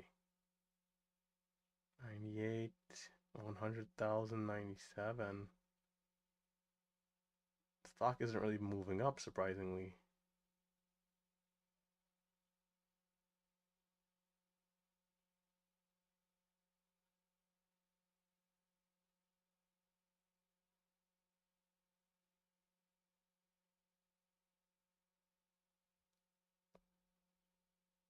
It's a grind.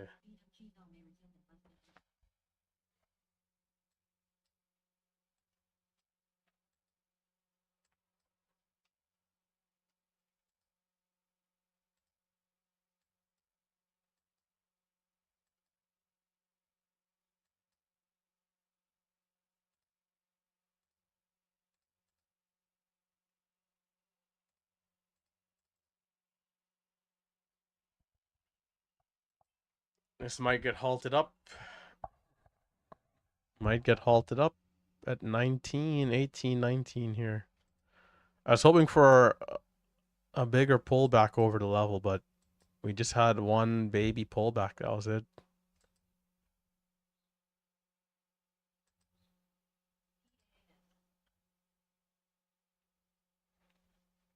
It was a bit of a grind though.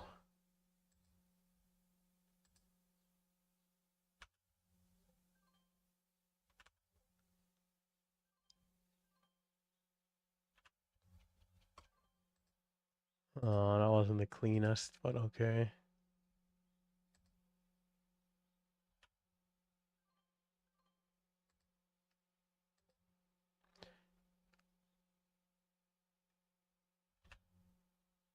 Oh, that dang. Little paper handsy there.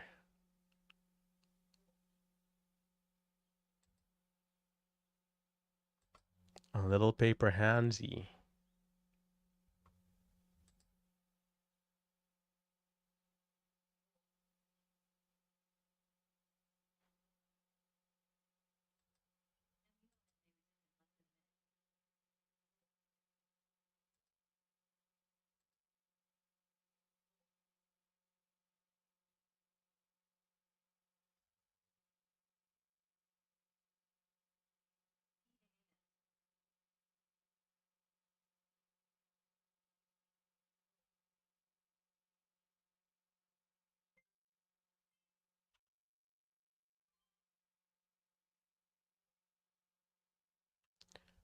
Double bottom, new low.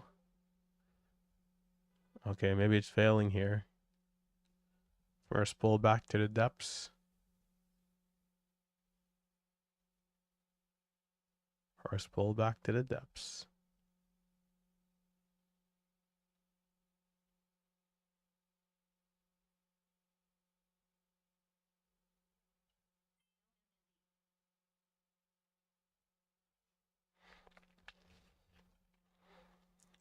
Sadly, I had a feeling it would be backside from Big Tim. This one or RVYL? Not sure which one they're talking about. This one might be finished here too. This is not. This is what we don't want to see. So compared to the last stock where we just made the 800, again this type of, we just broke out over this previous high, or let's say resistance. We get into the new range where you'd expect like another consolidation, whether the consolidation is high or low. All right, maybe some sort of flag. The stock is making a new, or let's say it's just selling off. Just selling off. We saw this setup earlier. It failed miserably. Will this one work?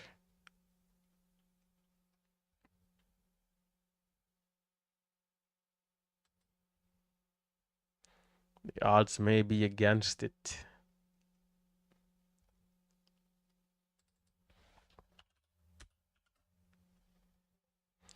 But yeah, in terms of the comparison for the first hour and a half compared to pre-market, pre-market definitely way more explosive.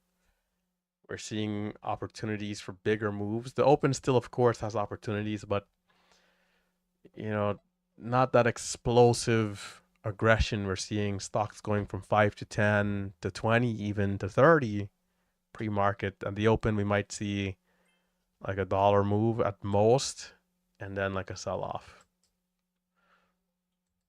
So HYRE, perhaps it's holding up.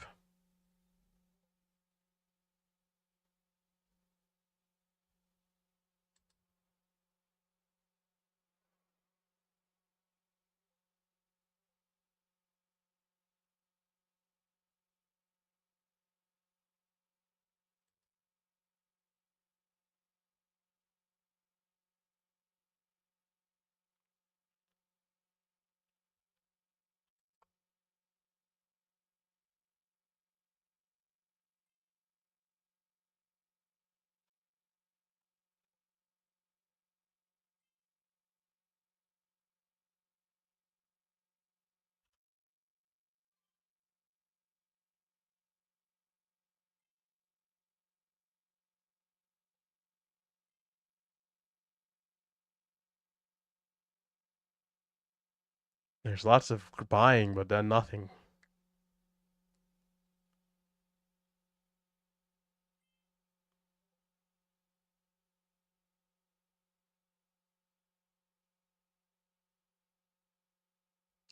Actually, bro, why is this happening? Why is this freaking? Hold on, I gotta restart my platform.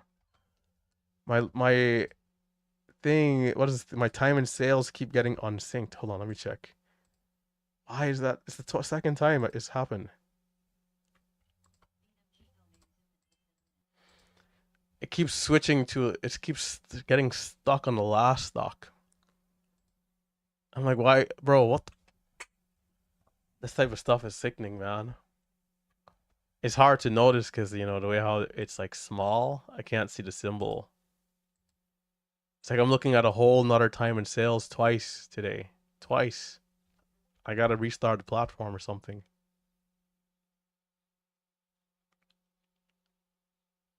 Is it getting?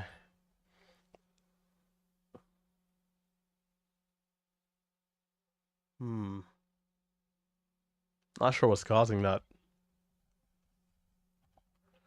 Not sure what's causing that to happen. Okay, this one is done. APLD, not really trading that. Bit of a higher float. BMGL. Brutal sell off. Brutal. HYPR. We'll come back to it. Maybe it does hold up, but a little early now in the pullback. INM.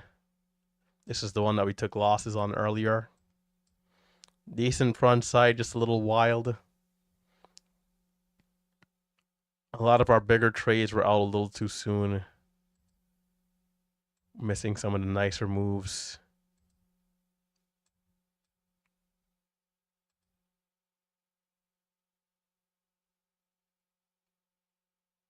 LYRA.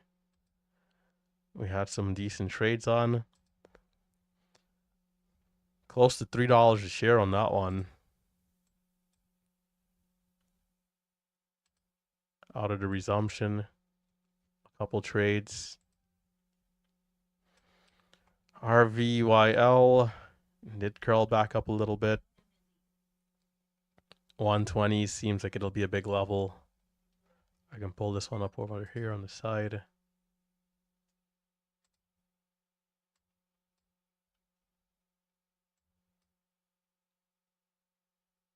Just make sure the time and sales are syncing.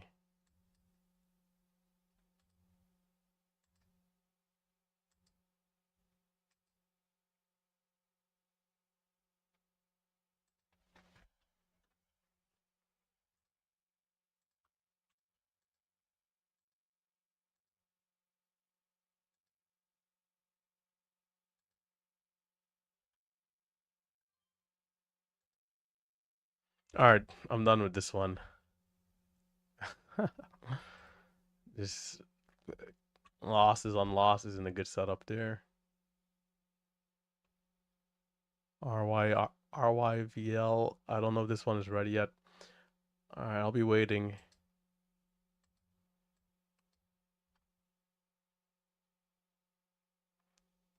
Back on the sidelines.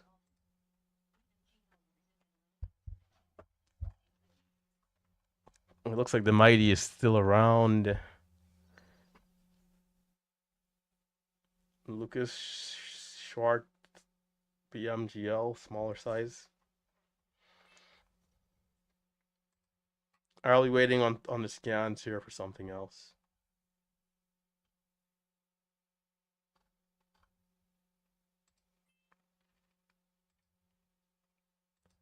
Cello.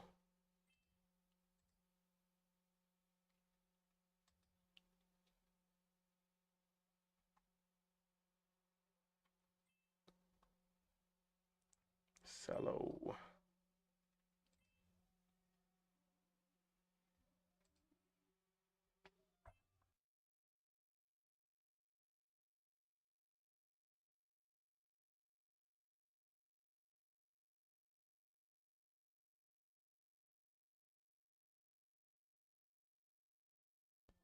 Volume on some of these are really light.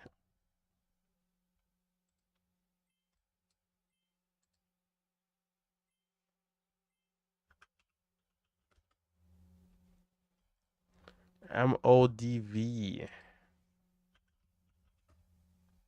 Moving up. Hitting the scans.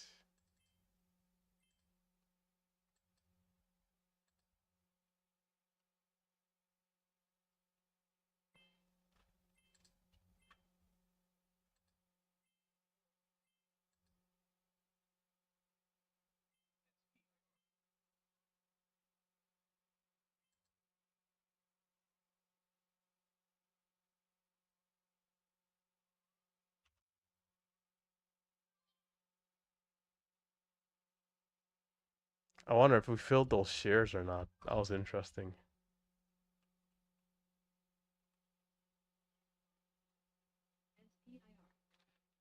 There's this pump and dump. Good volume coming in, but will we hold up the pullback?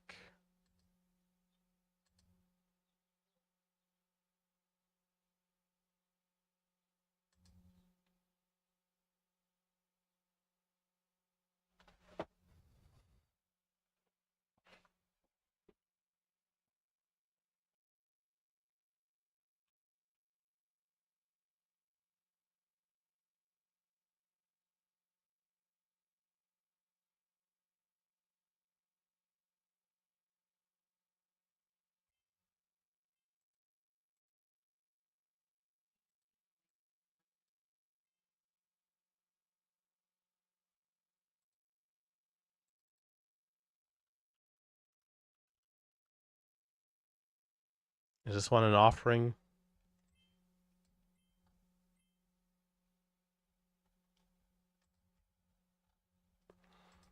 Let me check the YouTube stream. Yeah, I'll be trading with Thinkorswim in pre-market, but I'll have DAS Trader for hotkeys.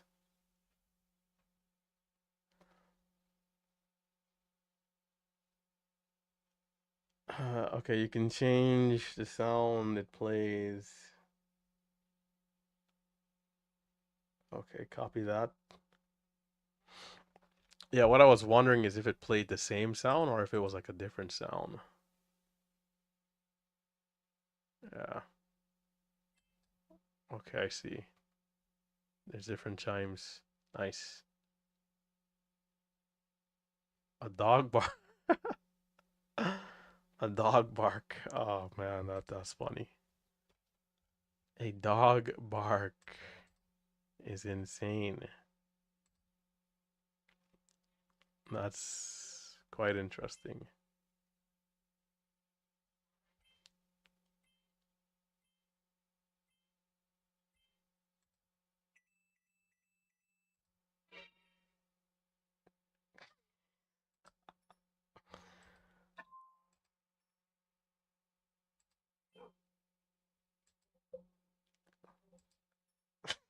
Yo.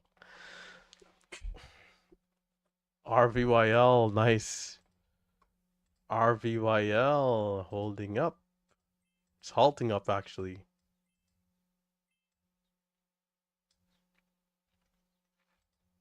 It might get locked in here.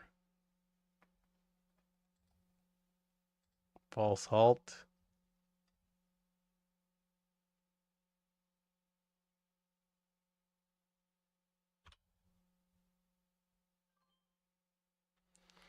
Hey, that's just not cool, bro.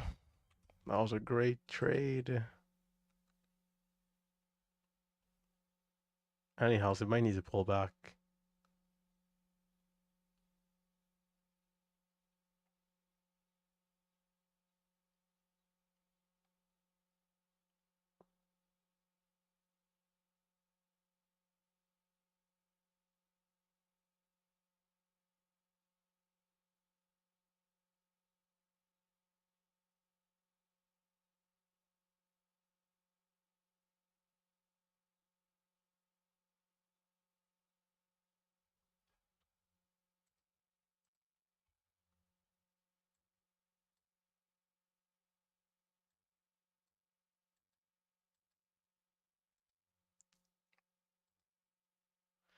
Ah, I see I'm gonna miss a trade there, man.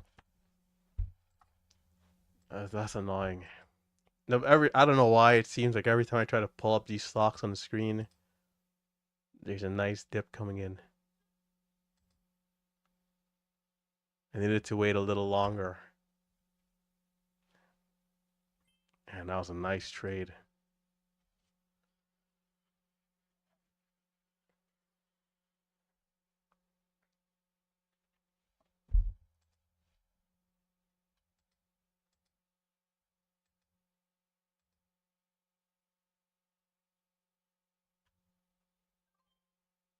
So pretty late.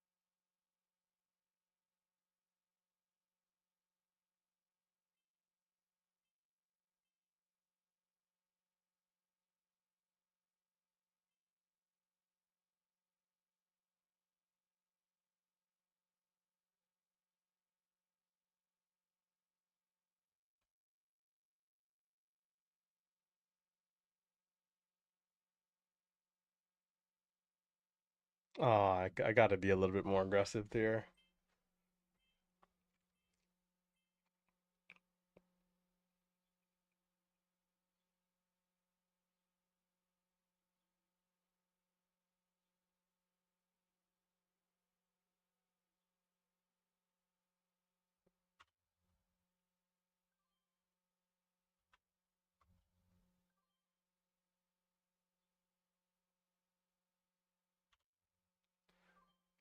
My fills there. It's not gonna be good. That's a tough one. That was good. That was close though. We could have gotten a halt up there.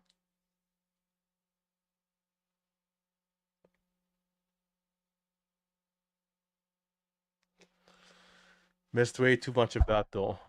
Not good.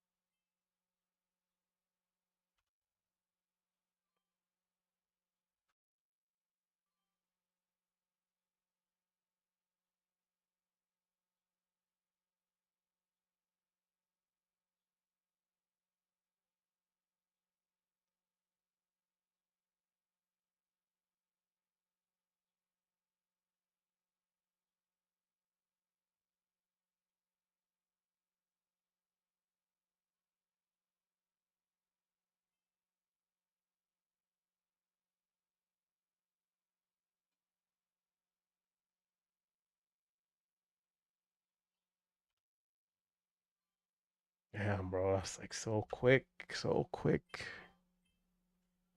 So quick. The moves are so quick. I gotta pick up the pace. 40, 41.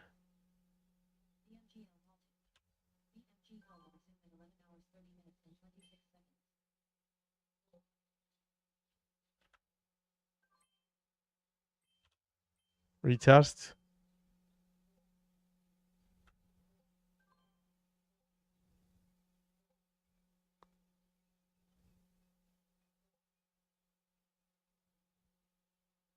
The halt is at 53.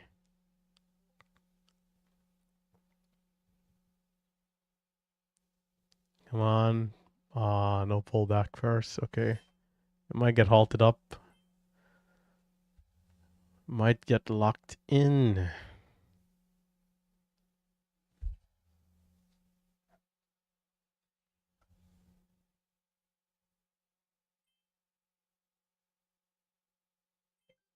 It is locked in.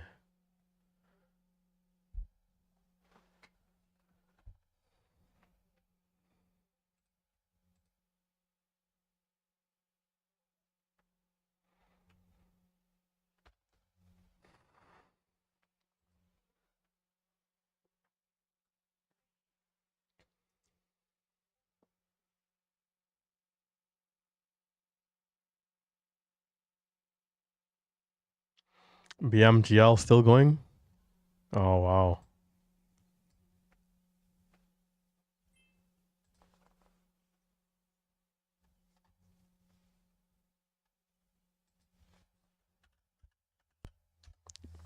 Guys, if you're watching on YouTube, be sure to hit the thumbs up. If you're a new viewer, consider subscribing.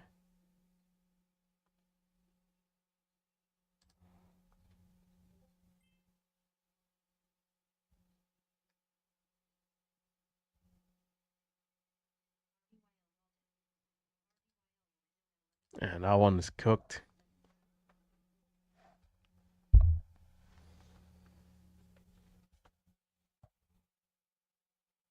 My time in sales has switched to a different stock again. How's this happening? Why?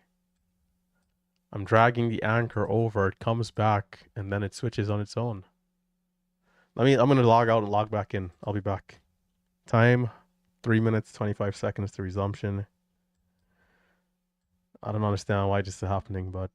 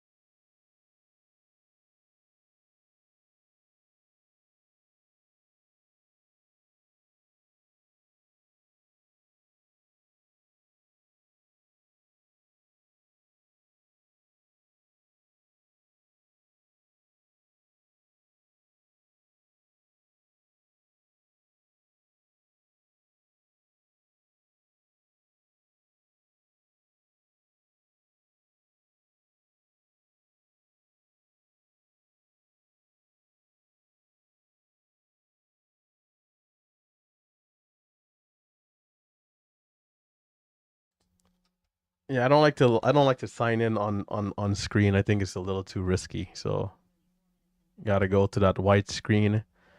I know somebody in tech. They tell me if you're typing in a password, don't even leave your mic on because there's people that are trained to know which keys you're hitting, which I don't even know how that's possible. Man, there's some people with some interesting talents I see.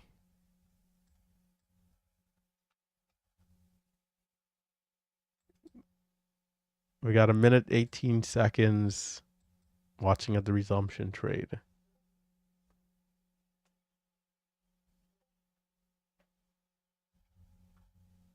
I can check on the YouTube chat here.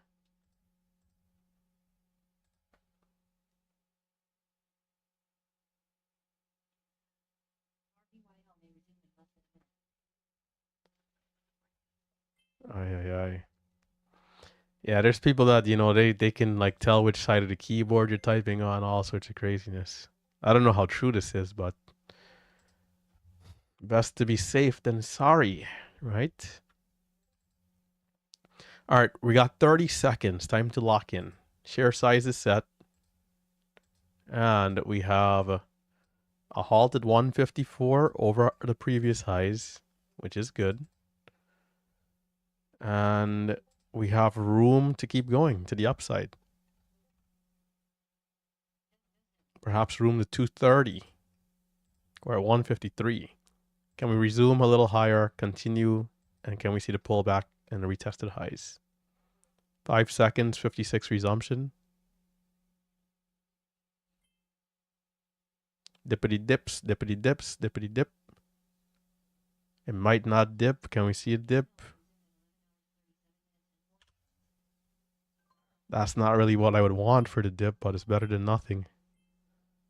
67, 70, 70. Not quite.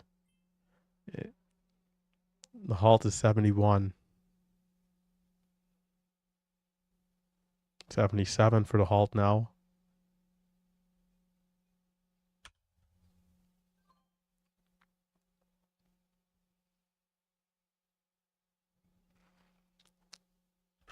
KB. This is a tough area here. It needs to hold. If not, it could be tricky. It could get dicey.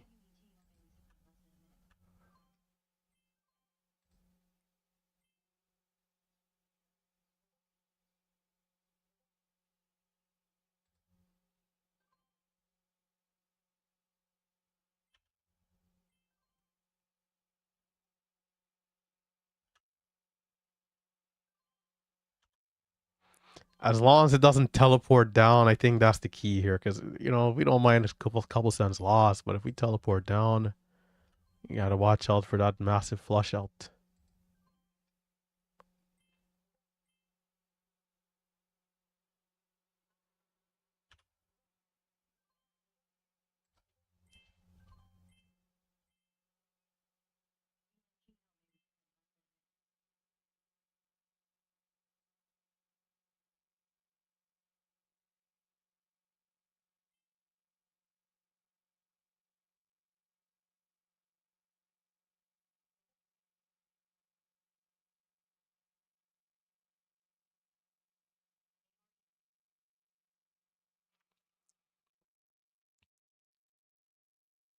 The halt is at 81. We're right up here.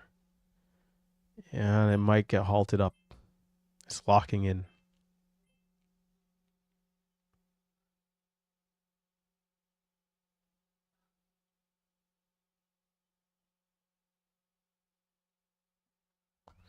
It's halted up.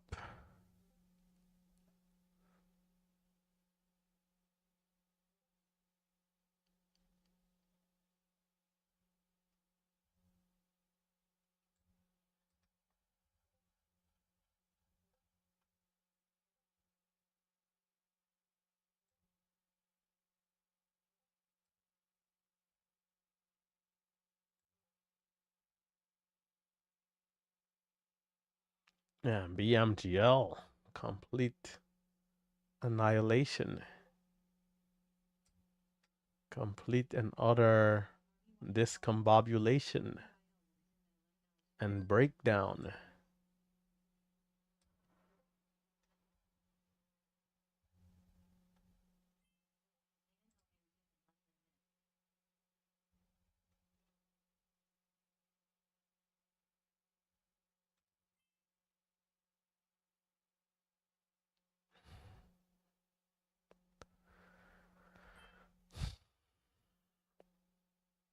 Keep it clean, brother. Keep it classy, please.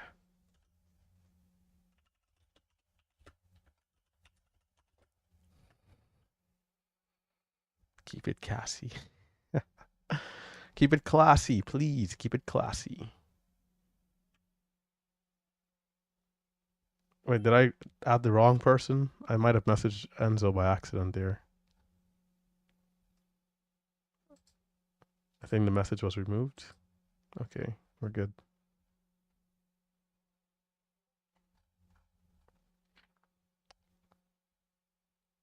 Three minutes, 11 seconds. BSGM.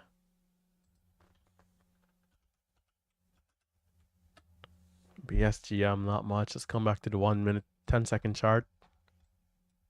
for RYVL. Okay, we've been on quite the pull away. As you guys can see, as long as there's not like a crazy stock, like if you really look at INM, it's just so wild, you know, like so silly almost.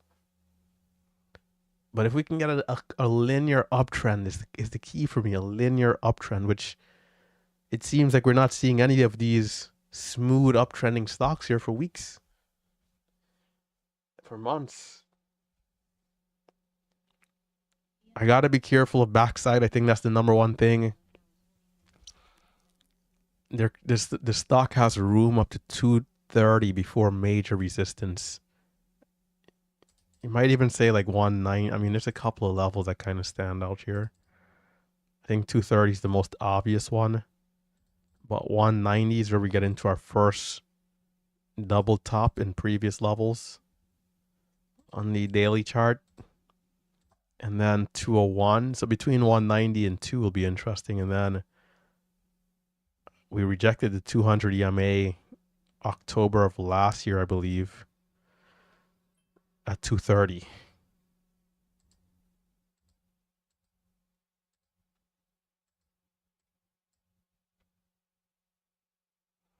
So potential resistance ahead. So coming up to 2, it depends on how it moves. If it's super strong, then I'll be taking it. But if it's showing some signs of weakness, then I want to ease off.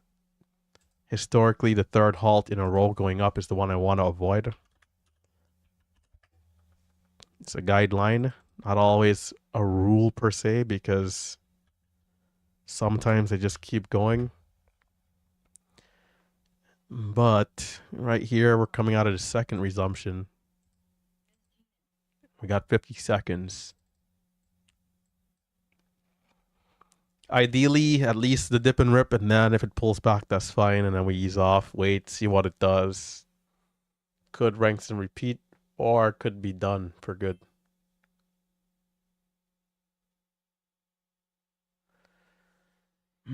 Day trading, I tell you. But I have a very good feeling that this drawdown might be over here. Tomorrow, 20K day. I could see that happening. I'm just waiting, I don't want just waiting if we can see the clean momentum we're used to. 10 seconds. 181. Here we go.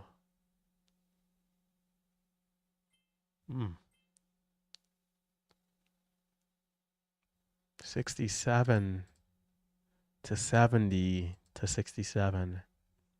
Brutal right there, brutal. So there's no chance to buy. It's just going to halt down. And that's fine. We've had consecutive green candles going up. Ideally, we would have wanted to see the dip and rip before the pullback, but that's all right. Now things get interesting for another trade.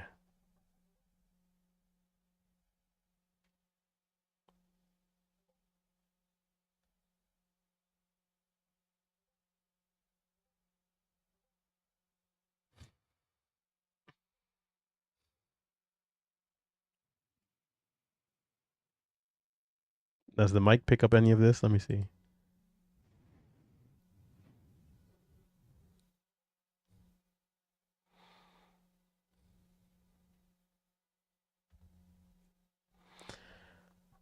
I'm gonna buy another mic today. I have it in my cart. I was looking, and I didn't buy over the weekend. I'll buy today. I'll be buying it today.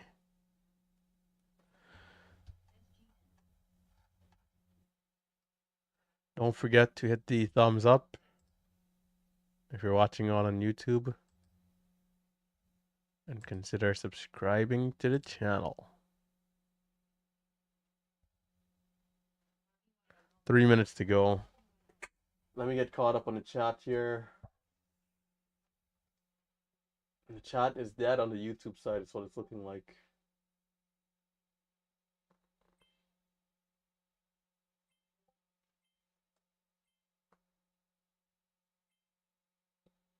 The bounce on BMGL, yeah, that could be interesting.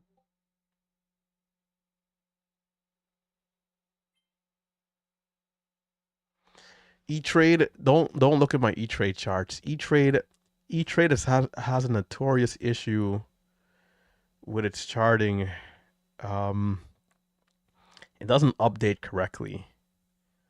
If I click on the stock now, it'll be good to go. What's it, BMGL? But it does this weird thing sometimes. If you're not refreshing the chart, it could be showing an incorrect level. So be careful if you're using E-Trade Pro. Back when I would use this as my main broker, that was the reason for my biggest loss at the time of $560. I thought the 1 minute candle to make the new high was at like 260. Bought in, refreshed the chart like a couple minutes later to then realize 260 was like a level of like nothing. You had to be careful of these smaller things like that. It could definitely throw you off. That software, I like it though. I like that software. I don't think they really promote it anymore. I don't know why. Honestly, I mean, it's pretty clean. It does the job, and if they had hotkeys, honestly, I'd probably be using it way more. Their level 2 could use some work. These companies have so much money, and these things are so easy to do, but I guess they're not really catering to the small cap trader. They're more for swing traders and investors, so they don't really do all they can for us. Schwab, they can easily put hotkeys. They can easily put a better level 2. They can easily put halt levels and then charge me $120 a month. I'll gladly use Thinkorswim than paying DAS. Right away, DAS could be out of business tomorrow, but they might not care about that extra couple million they could make a year from, I don't know. If they're to match the price, I'd gladly pay them, even though that's something that should be free.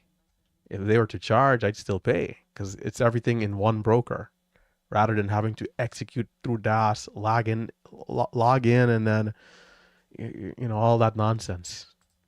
Sometimes there could be signal issues, which is like the biggest thing.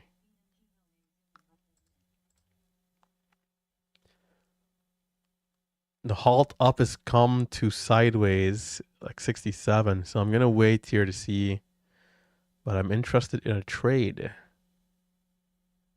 I'm going to size down. My max size is going to be 3,000. We don't want to risk too much.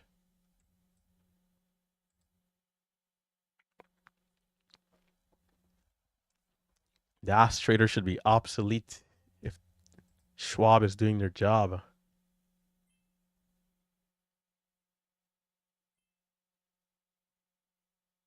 Come on down. The price is right.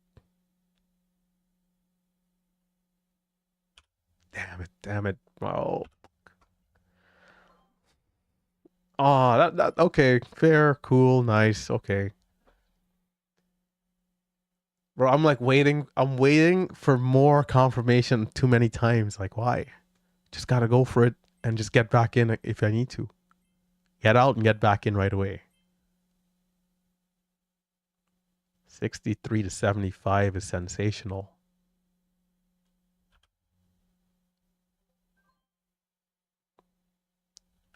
$70. Nice. It might go. Is it? Does it have what it takes? Oh, wow. I know Big Steve is butterflying through a green day here today. The Big Steve. We got 186 for the halt up and for highs. That was pretty strong. We didn't really give like a massive pullback, all things considered. So it's a quick red to green. It's back up. And 63 to 75 was massive right there.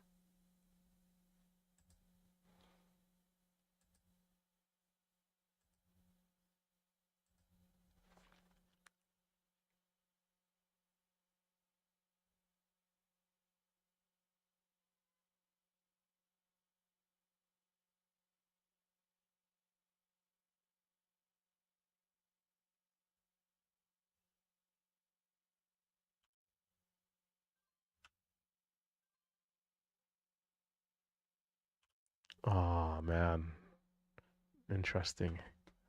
All right, I'm gonna put some more size because it's like still super strong. 93 now to halt up.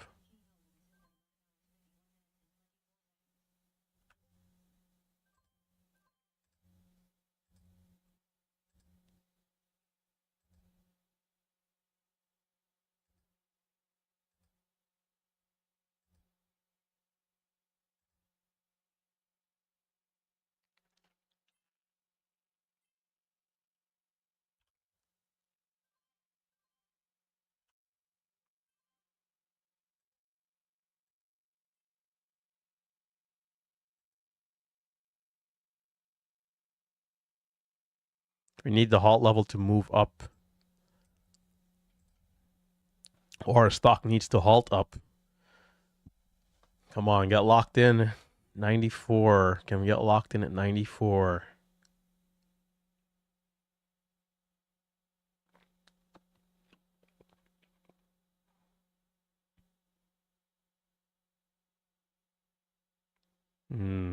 False halt.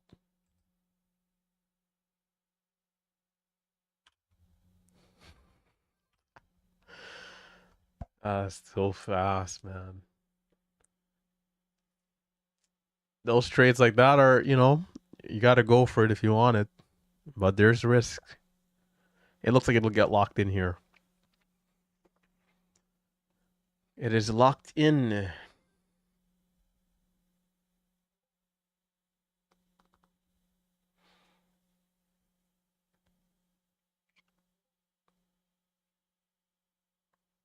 Just imagine what you can do if you're making 300,000 in a day. Just imagine how your life would be. Some of you guys, a couple people watching on have made that type of money, right? You're making that kind of money. For everyone else,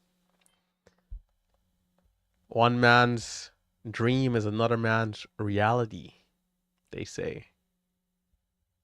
I don't know if there's anybody who's willing to share if they're making 300,000 in a day or if they've made close to that amount in one day. But they're living a very nice life, right? All the stuff you hear about how money doesn't help, nonsense.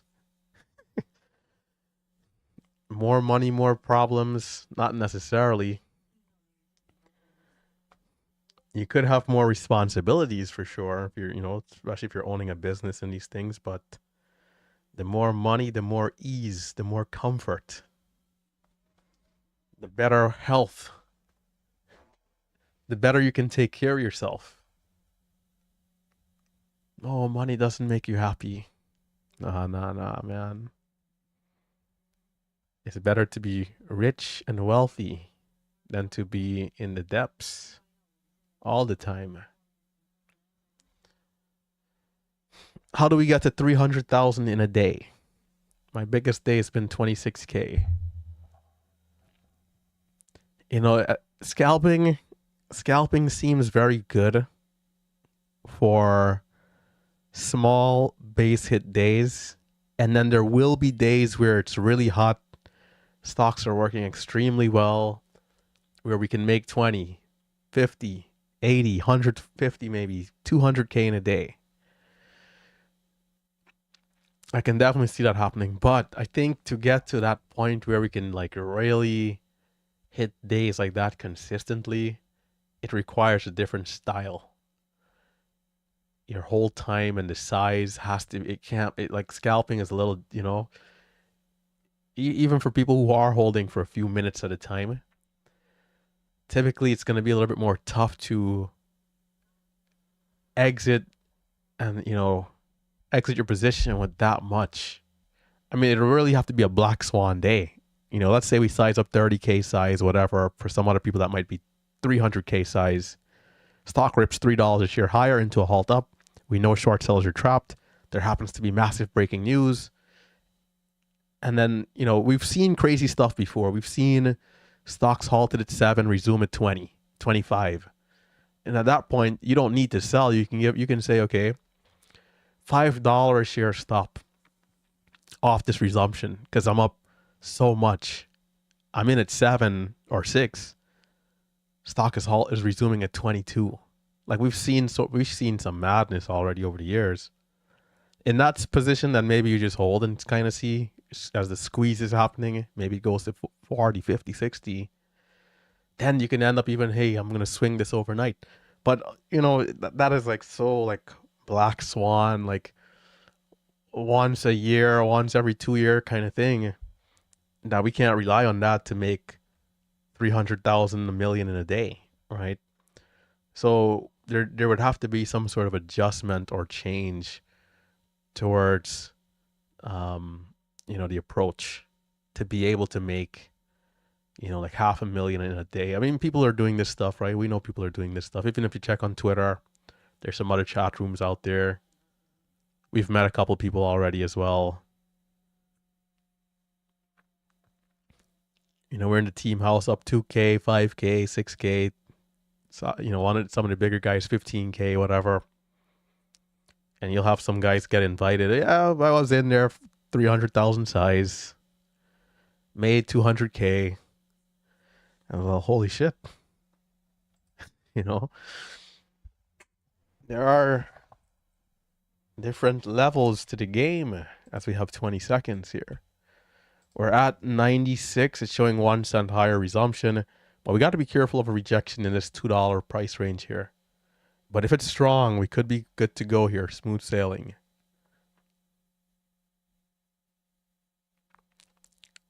3, 2, here we go.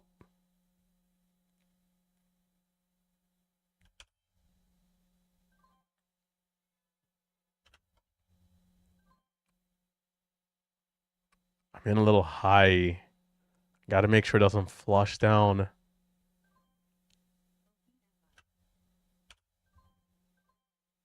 Holding for 2, holding for 2, holding for 2. Oh, son of a gun. All right, it looks like it's having trouble in this $2 range.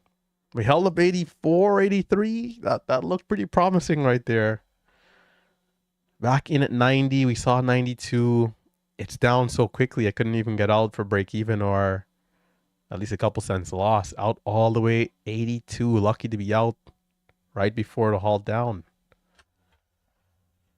Okay. One of two things. Either it's pulling back to then try again, or it's just done here. Could be finished. The last one did curl up nicely, but it could be finished here. We're going to size down to just 1500 size to make sure we don't give back anything else. But I'm curious to see if it's finished or not. Could be finished. If so, we're out of here.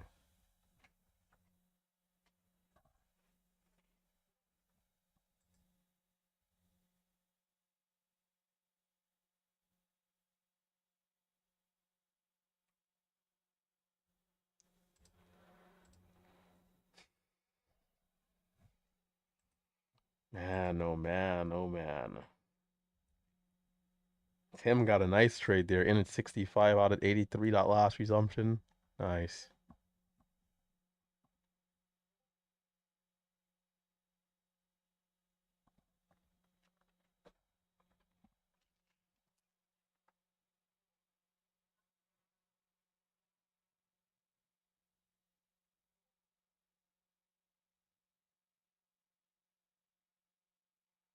$300,000 in a day.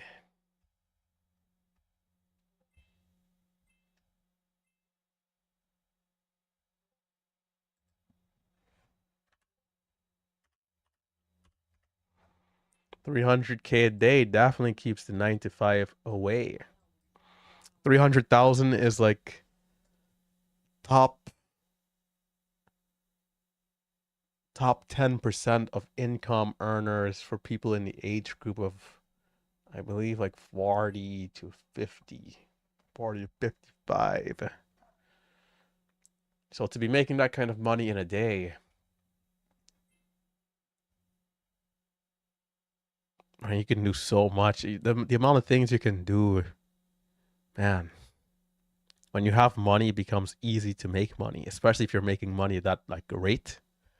150K last week on one day, 20K, 30K.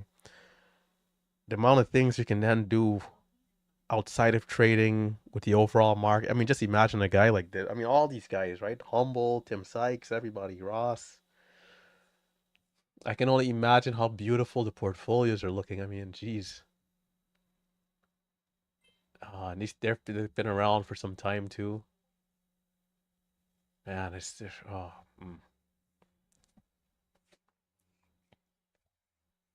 I can only imagine the sweetness of that portfolio. And guys like Tim Sykes have been like around for so long, like since like 2005, right? Maybe even a little earlier. These guys, one of the first ones, I think, before Ross. Back then, real estate was like nothing after the crash. If these people had their their cash flow already. Right now, they're probably pushing the level of Trump and these guys. You can get up there pretty quickly. Maybe not billions, but you can get up there quickly.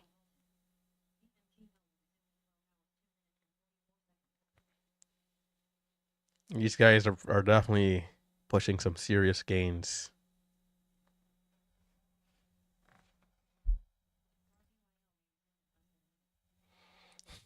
The next podcast that if I'm gonna tell Marcel if he's able to do a podcast, right? If we get Ross to come to this team house, we'll see, right? Myself and Marcelo will do a podcast with him, and I'm gonna ask all the interesting questions. I'm gonna say, so Ross, how much money have you made outside of trading? He's not gonna be able to answer that, but I'm gonna still try asking. Maybe he gives us a little bit of an insight.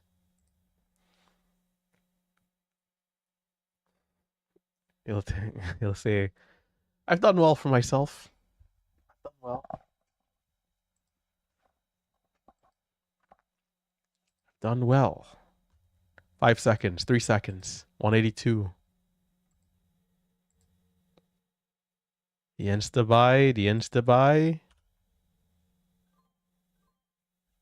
Okay, it's a little dicey. 75, 75, 74, 73, 71.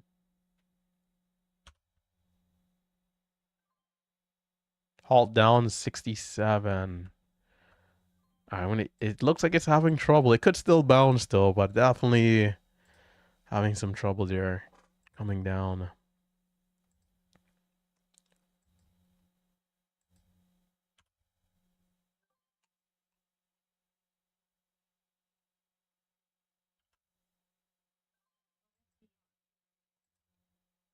Can we get one more pullback before it goes? If it goes, one last hurrah.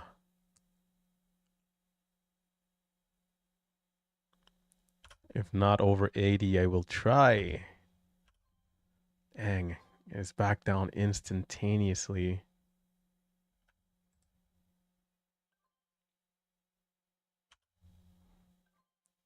There's a seller. Can we break that seller? Okay, good, good.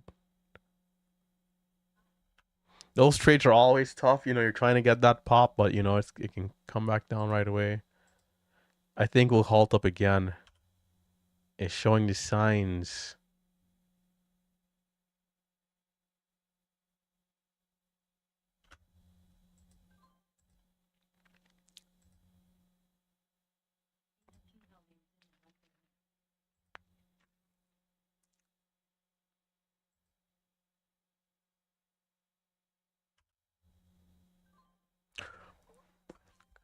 That's gonna be a haircut. Did I get caught or did I get a good fill? Oh man. Okay, easing off. That's the day. That's the day. Easing off. That will do it. 8 cents, 3,000 shares. That would have been bad. That was close. So it might be double bottoming though, and maybe I'm easing off too soon, but all right, small size, 1,500 shares. Of course, it double bottoms. Can't look away, man. You'll miss it.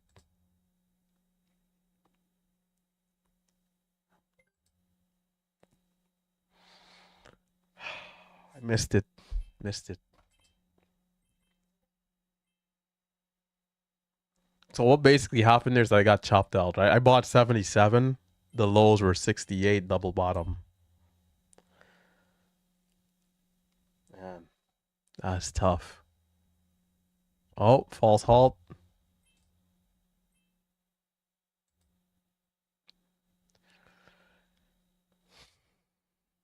Okay, we got to lock in 96.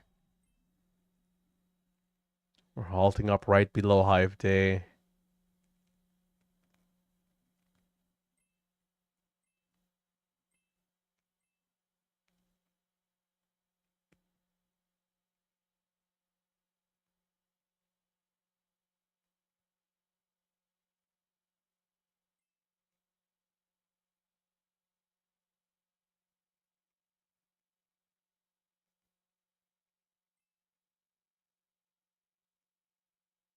Come on, get halted up.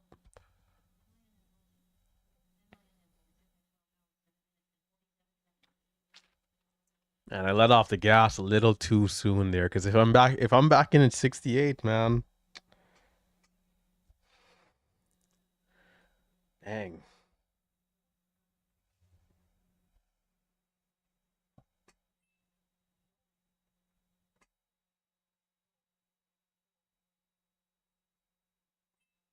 Yeah, yeah. You gotta respect the transparent traders, man. You gotta respect Ross. Ross is killing it.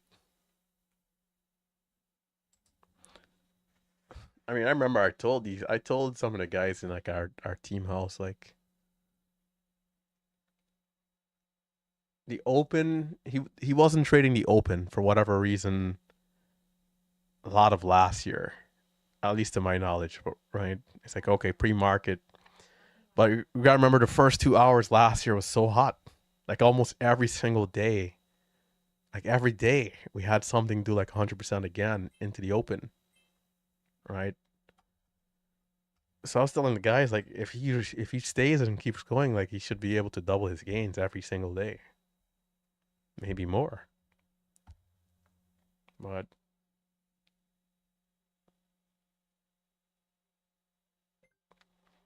and honestly, I think he saw the video of me calling him out a little bit because I was like, Save the monster is the new best trader in the world, up 30K. I swear that day, the next day, this guy is like 50K a day. uh, the next day, this guy is like 50K a day from like a 10K pace or something. But shout out to the team house guys, though. I mean, you know, e- even Marcelo, right? We saw Marcelo is like doing like 5K a day, or maybe more than that. I think it's like 5K a day pace. Yeah, I think it's like 5K a day pace he had it last month. I mean, it might not be 300K in a day, right? But it's still like good money. And I think, of course, most people here are looking to be profitable or build on their profitability. So it's numbers that we can all look at and keep working, right? Use it as motivation, encouragement. The stories from the traders are so impressive, man. You have some of the people who've recently turned the corner, some of the students, Big Steve, Dash. I mean, the list goes on. It is always so insane to see, what can be done, and people's lives are changing for the better. People's lives are changing forever because, you know, God forbid, even if the market ceases to exist tomorrow, let's say commissions come back $50 or trade $100, like something crazy, right? Momentum dies or something. It still doesn't change the fact that you've been able to do well, right? And I mean, it helps you out so much in your professional life, your personal life, business wise. We've built good friendships, connections. So as of right now, the future remains pretty bright. As long as we can keep getting more stocks pre-market into the open, power hour, the close, it seems like this will continue to be the trend up until the next real crash. And then it might slow down for real, you know. But we'll see, because even then, it will probably need to go into depression, really, because even then, stocks should still be moving, right? Even in a depression, business still have to function, society still has to function, farmers still have to produce goods. Some companies may die out, but others will thrive. And then we're here all over again for another hot cycle. The planet has to disappear for the market to go away. If not, we're going to be here. There's 18 seconds. We're at 198. Small size for me, looking to protect the gains. 198. Here we go.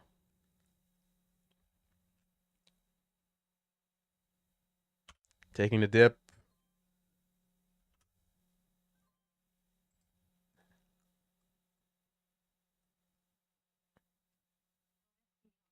Dip, dip, dip, dip, dip. 5. Trying 5, trying 5. Might have sold out a little too soon.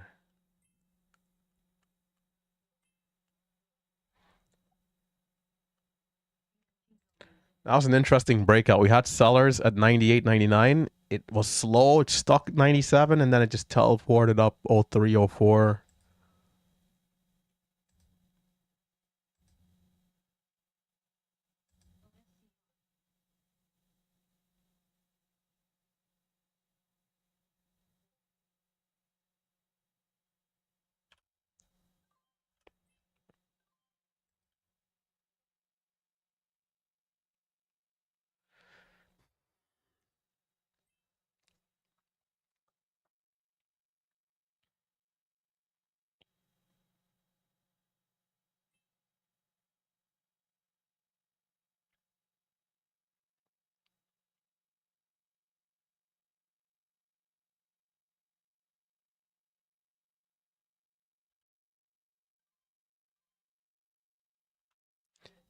Yeah, that felt like it was too soon.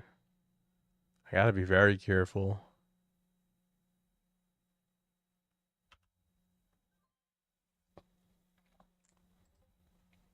Gotta stick to the instinct, be patient, not second guess. I haven't really done well the last 10, 15 minutes here.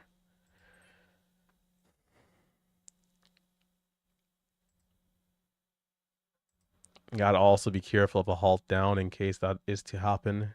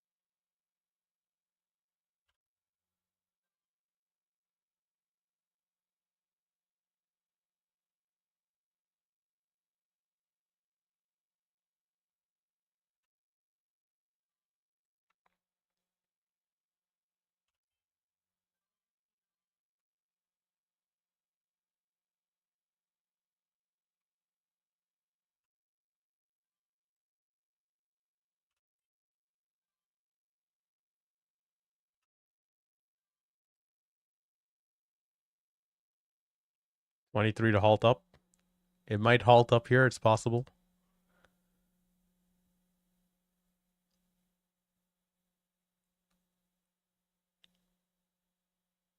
Oh, see, I was about to take the short right there, but you know, it's coming down a little too quickly. Didn't make up my mind. That's the key. You got to make up your mind fast in those moments. Like, okay, it's struggling over 20. Let me go short. Take that 10-cent flush.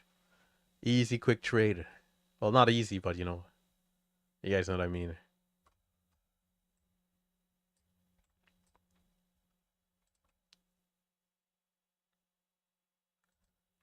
300,000 in a day, bro. 300,000 in a day. That's enough to feed the village and to build a new one.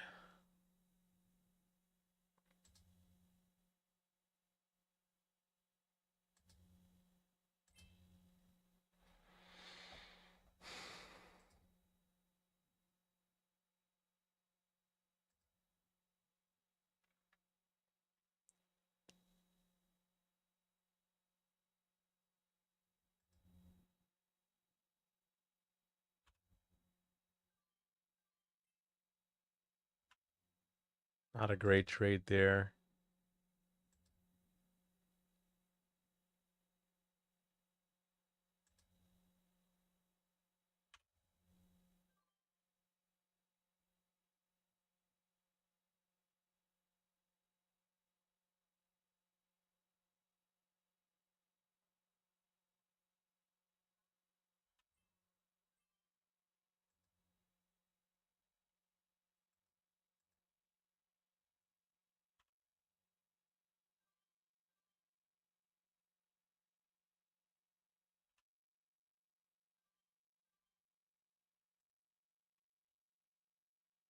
Oh, that bounced. Oh, you son of a gun. Man.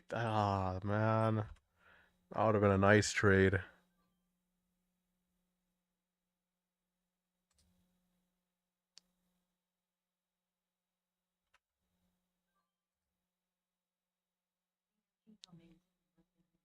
Maybe needed to hold that. 27 to halt up.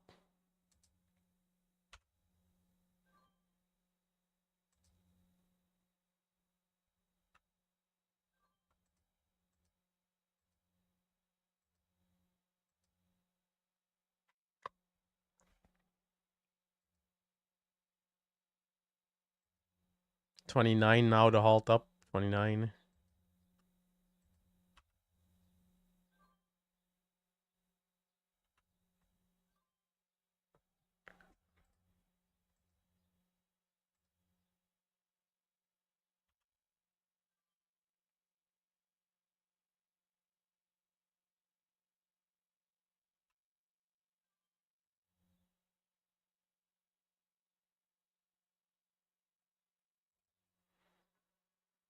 There's a new 5-minute candle. And over 20, we're kind of having some trouble halting up. 29. Will we see the retest? Oh, it just jumps up there for the retest. Come on. Ah, man. So anybody who took that again is a free 10 cents right there, man. That's insane. And I'm watching 20. Like, okay, I'll take 20, but it's in the moon.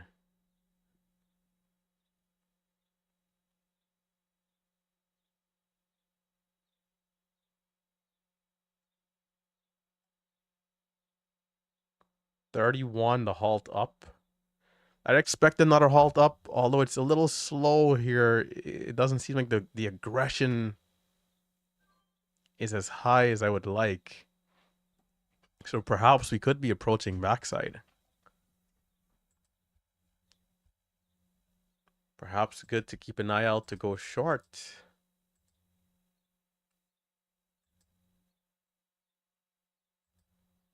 I'm going to try it. If there's shares, I'm going to try. If I can catch the backside, that'd be nice. There's 29. Over 30.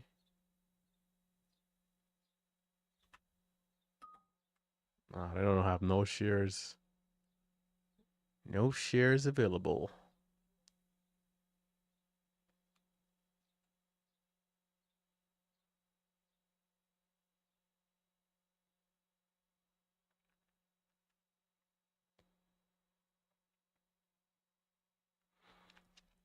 When to walk away here is an interesting question. I'm thinking I want to be careful of a haircut. The last resistance I had was 237. If it breaks through this level, there's a chance it can go to 250. You know, it's crazy that seems to be sounding.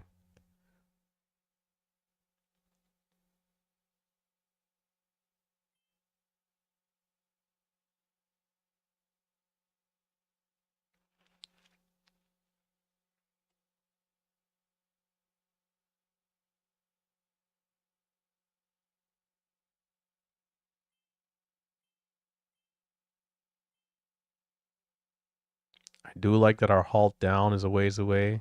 We're not super tight or close on the level.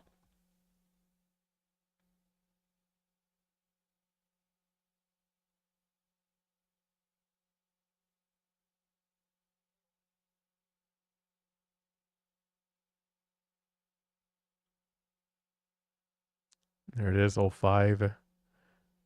Watching. I think it's going to be a good pullback. But again, we got to be careful of it pulling back off of that 230 level and being backside. Always the key. So that short at 29 that I tried was a great short, but there was no shears. No shears, man.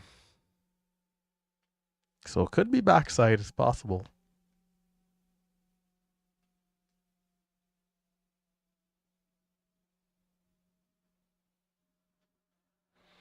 Is this the beginning of the end?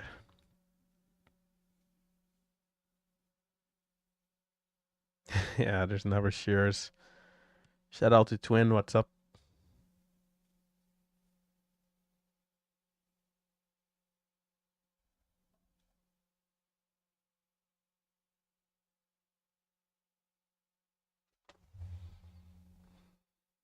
The halt down was 205. Right now it's showing resumption at 2. So 5 cents lower on the resumption. Twin, how's the pre-market session treating you these last 2 weeks? I'm joining the fun officially tomorrow. Tomorrow I'm going to be trading pre-market like a madman.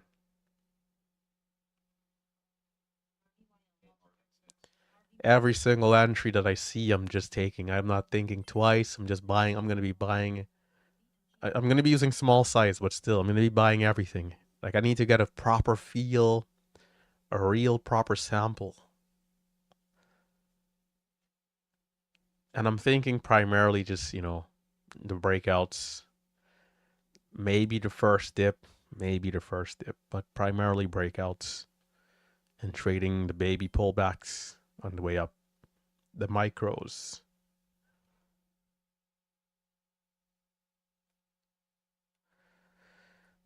Dash, appreciate it, man.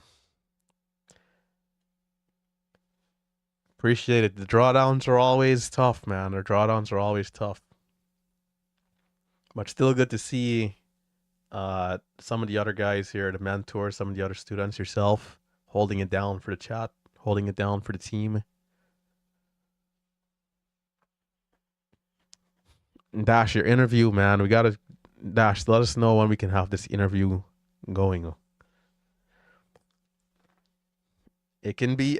We can probably do it either at the. I mean, doing it at a team house would be more cool, of course. But we can do it online too. All depends. I'm pretty sure you'd want to come to a team house, right? So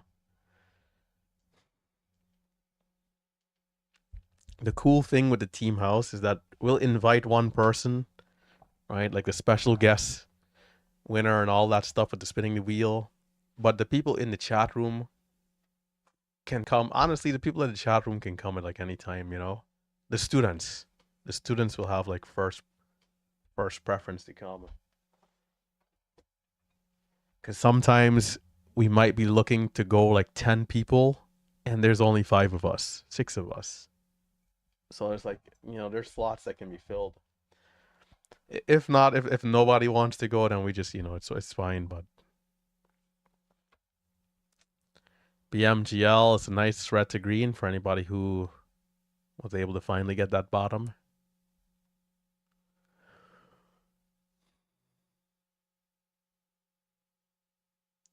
The team house. The last team house literally had like a barracks.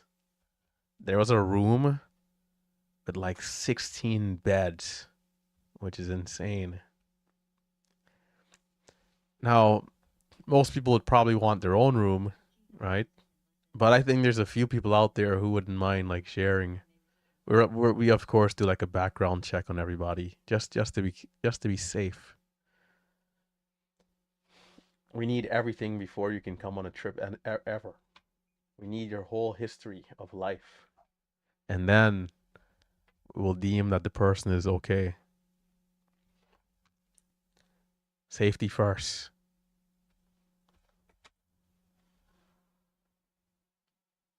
Safety first.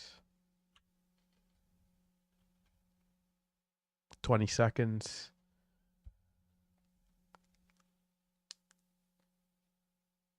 How do we join?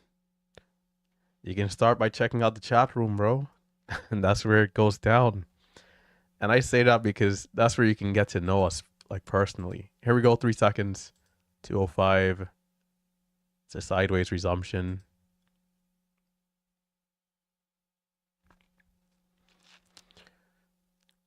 Every so often, we'll do a virtual meetup where we, like, have on our cameras and hang out. We'll do audio calls every now and then. And that's kind of where it starts, you know? Very strong here, red to green. Interesting. Didn't take any trades there. Thought we would have had more chop.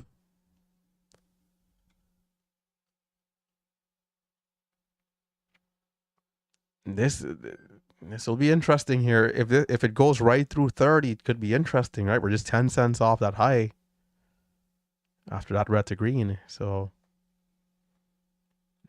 this resumption, but we got to watch out for the double top. If we can push through easily, there might be a good chance we can see 250. Yeah, but that's how it starts in a chat room, right? We'll hang out, and you know it becomes a little bit more personal, close, a little bit more. Like right now, your name is NJR, right? Like it's hard to say, hey, JR, just come on this trip, right? And I can't even tell what the channel icon looks like, right? But in there it gets a little bit more, you get to know people a little bit better, and then we go from there.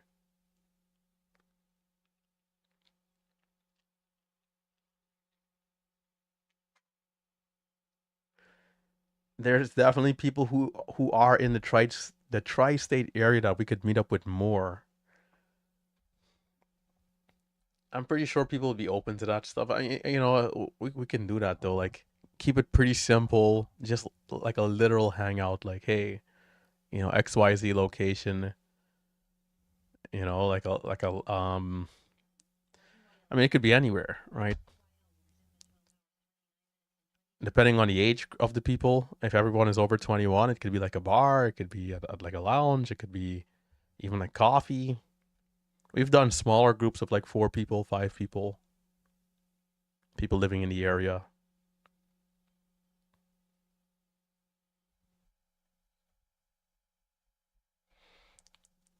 I almost went to Chicago and Atlanta.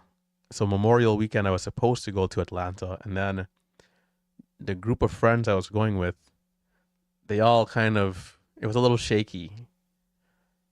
If just one other person would confirm that they were going, I would have went. But it's like a personal group of friends, and I would have met up with a couple of the traders down there. Chicago, I was supposed to go for another reason 2 weeks ago, and I know my guy. There's a guy named Rich Linux in the chat room that if I ever go, he's the first person I'm messaging. He's already spoke about the pizza over there. So meeting up at a nice pizza shop, a couple people. That's easy, man. Sounds like that'd be a good time. And for those of you who don't know, I'm actually pretty interested in tasting, in trying, or let's say trying new pizza shops and burger spots. It's actually an interest of mine. I don't do it often because it's eating burgers every day wouldn't be good. But there's something about a good burger that's just I even followed a guy, Dave Portnoy, that he goes over the pizza reviews from Barstool Sports. He has some decent pizza reviews. He seems like he's been around for tasting pizza, stuff like that.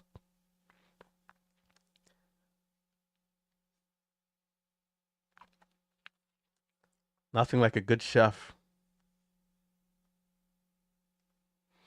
Dash, bro, you Dash. Now that you started being green, bro, you can't ever go back to McDonald's, bro. Please. Please. I mean, I don't even know how McDonald's stock is doing so well. You cannot eat the processed foods, man. It can, maybe once in every blue moon you're in a rush, or maybe you go to like a amusement park or something, you get caught up. But under no circumstance should we ever eat fast food. Any of them. They're the worst things we can eat. Once in a blue moon, okay. But that stuff, man, even like the burger tasting and trying out new places, it's even that is still once in a blue moon. We got 20 seconds. Cutting the chatter for now. We're at 220, 230 high of day, and potential resistance mid to high 30s. Can we break over 30 with ease here? It's showing 30 resumption. Here we go.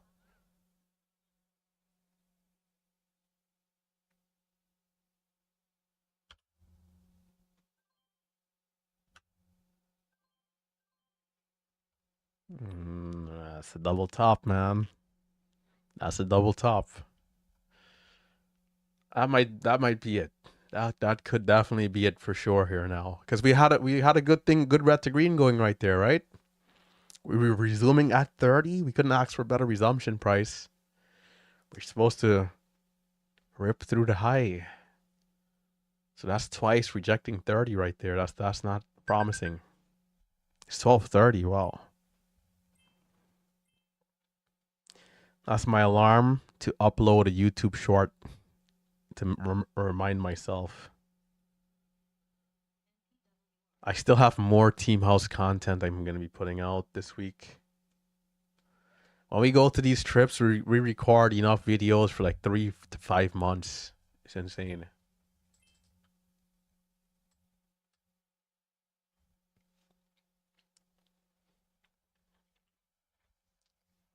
Three to 5 months of content in a week or two.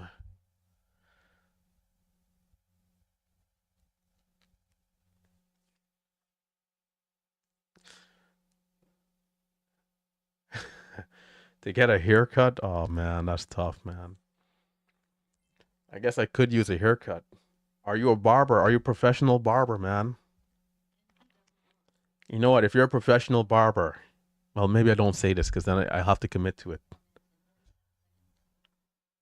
If you're a professional barber, maybe we can work something out. Flying in a random subscriber, some sort of crazy video idea. Flying in a subscriber to cut my hair. Day trading lifestyle, something. I never understand the people though who will pay more than like $20, $30 for a haircut. I think is the most silly thing ever. There could be circumstances where it could be more if the person comes to your house, brings their equipment. Some people have vans, like mobile barbershops, a mobile shop that can literally come and park in front of your house. You jump into the chair in the van, cut your hair. Paying more for that makes sense. Okay, I don't want to go anywhere. I want to stay home and get a haircut. Then you have to pay more. But over $30 for a haircut, man, if you're going to the shop, is tough. It's like I don't care how much money I've made and how much money I will make. Over $30 is like is even $30. I mean, times are getting more tough, things like that. Inflation, these guys got to charge more. Haircut can't stay at $10 anymore. I understand that. But it takes 15 minutes for the haircut I'm getting. Why am I paying $60, $80, $100 for a 15-minute haircut that every barber in the world has the skill to do, to make 2 lines and that's it? And then I'm out. I don't know. Maybe it's just me. I mean, quality is important. Professionalism is important. If the shop, everything is clean, up to date, new technology, perhaps, I can see paying maybe 40. But over 4, even then, it's already a little high.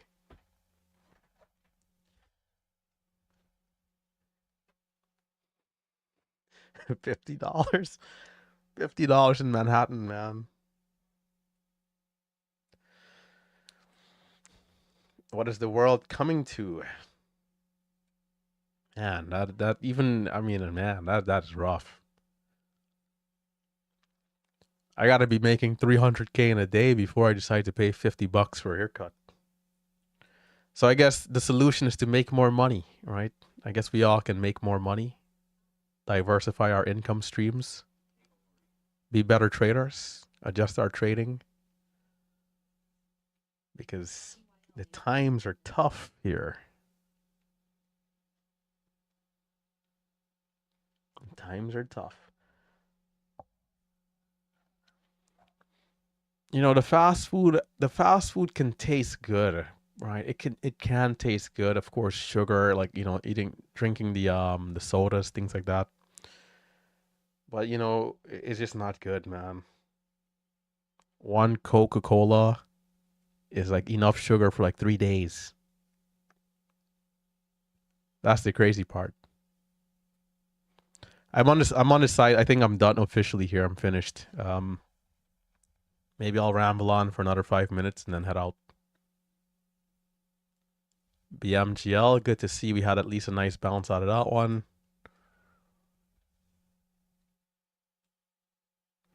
There's 340 people still watching, which means you guys are some OG loyal viewers. But we only have 155 likes. We get if all 600 people hit the like button every day, we would easily be at 800 plus viewers every day, because the algorithm, what happens is, YouTube will then say, wow, people are enjoying this content. This guy, they're enjoying his transparency, red, green, anything in between. You know what? Will advertise this channel to even more people that might be interested in trading, or who are already trading, but just kind of looking for somewhere to hang out. But the people never hit the thumbs up. Well, not true. 125 people or so always hit the thumbs up. But the other 400 or 500 are just, it's not their thing. Yeah, 10-minute halt. 10-minute halt. 3 minutes, 50 seconds. But with 330 people here now, we should be able to hit 330 likes. Are some people driving and listening? Perhaps. Maybe they're listening in as a podcast as they're driving long distance. I know there's a few people in the office.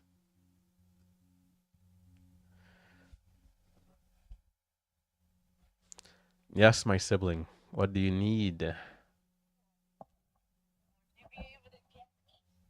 Wait, where are you?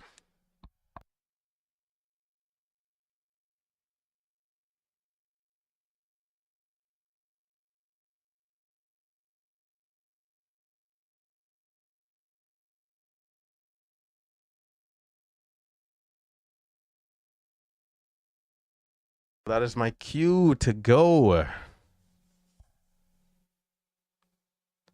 One of my siblings need to be rescued. Pastor to the rescue. Also, I'm gonna go buy lunch. I probably do. I want to like cook something here. I don't know. I'll probably just buy lunch.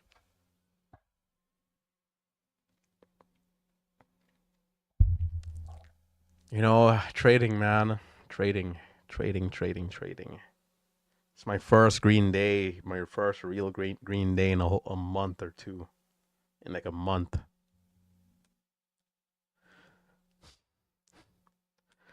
I'm not worried though. I'm pretty chilled. Like, I feel good mentally. It is quite interesting though, because there are the small things that you do that can become bad habits. I find myself still making some of the same mistakes. I think I and M, we had some key areas where we're in nicely and we're not really giving it enough time or a wide enough stop. And it's always very close, right? So we got to continue to work on those areas and fight the urge and continue to try to be disciplined.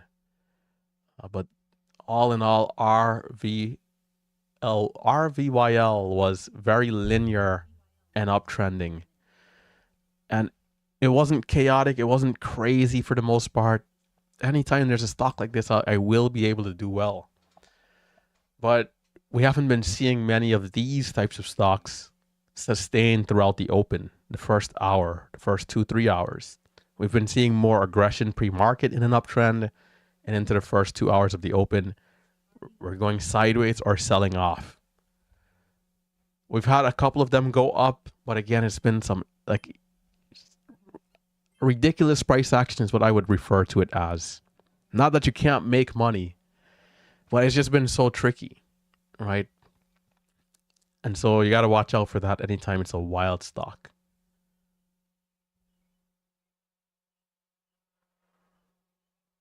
Do I ever show off? I don't know about showing off in like a bad, in like an arrogant way, but in terms of like showing the people transparency, I could show you quickly before I leave here. I'm going to leave here in like a minute. Just in case maybe you're new, I could show you my historical gains really quickly, and then I'm out of here.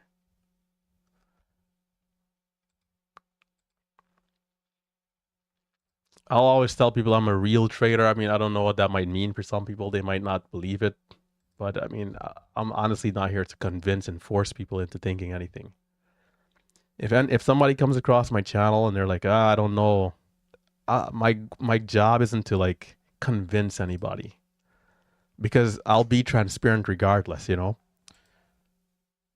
Let's see, detailed, and then I gotta go. I gotta hit the road.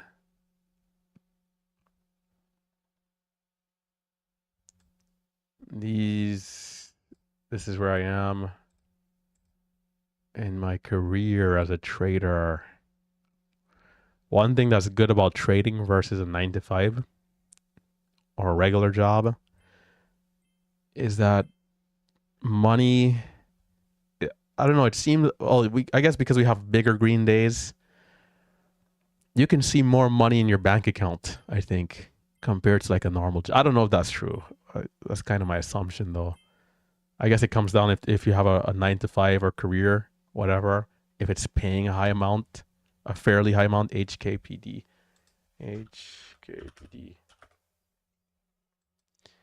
Maybe if you're making big bucks, it's the same thing, right?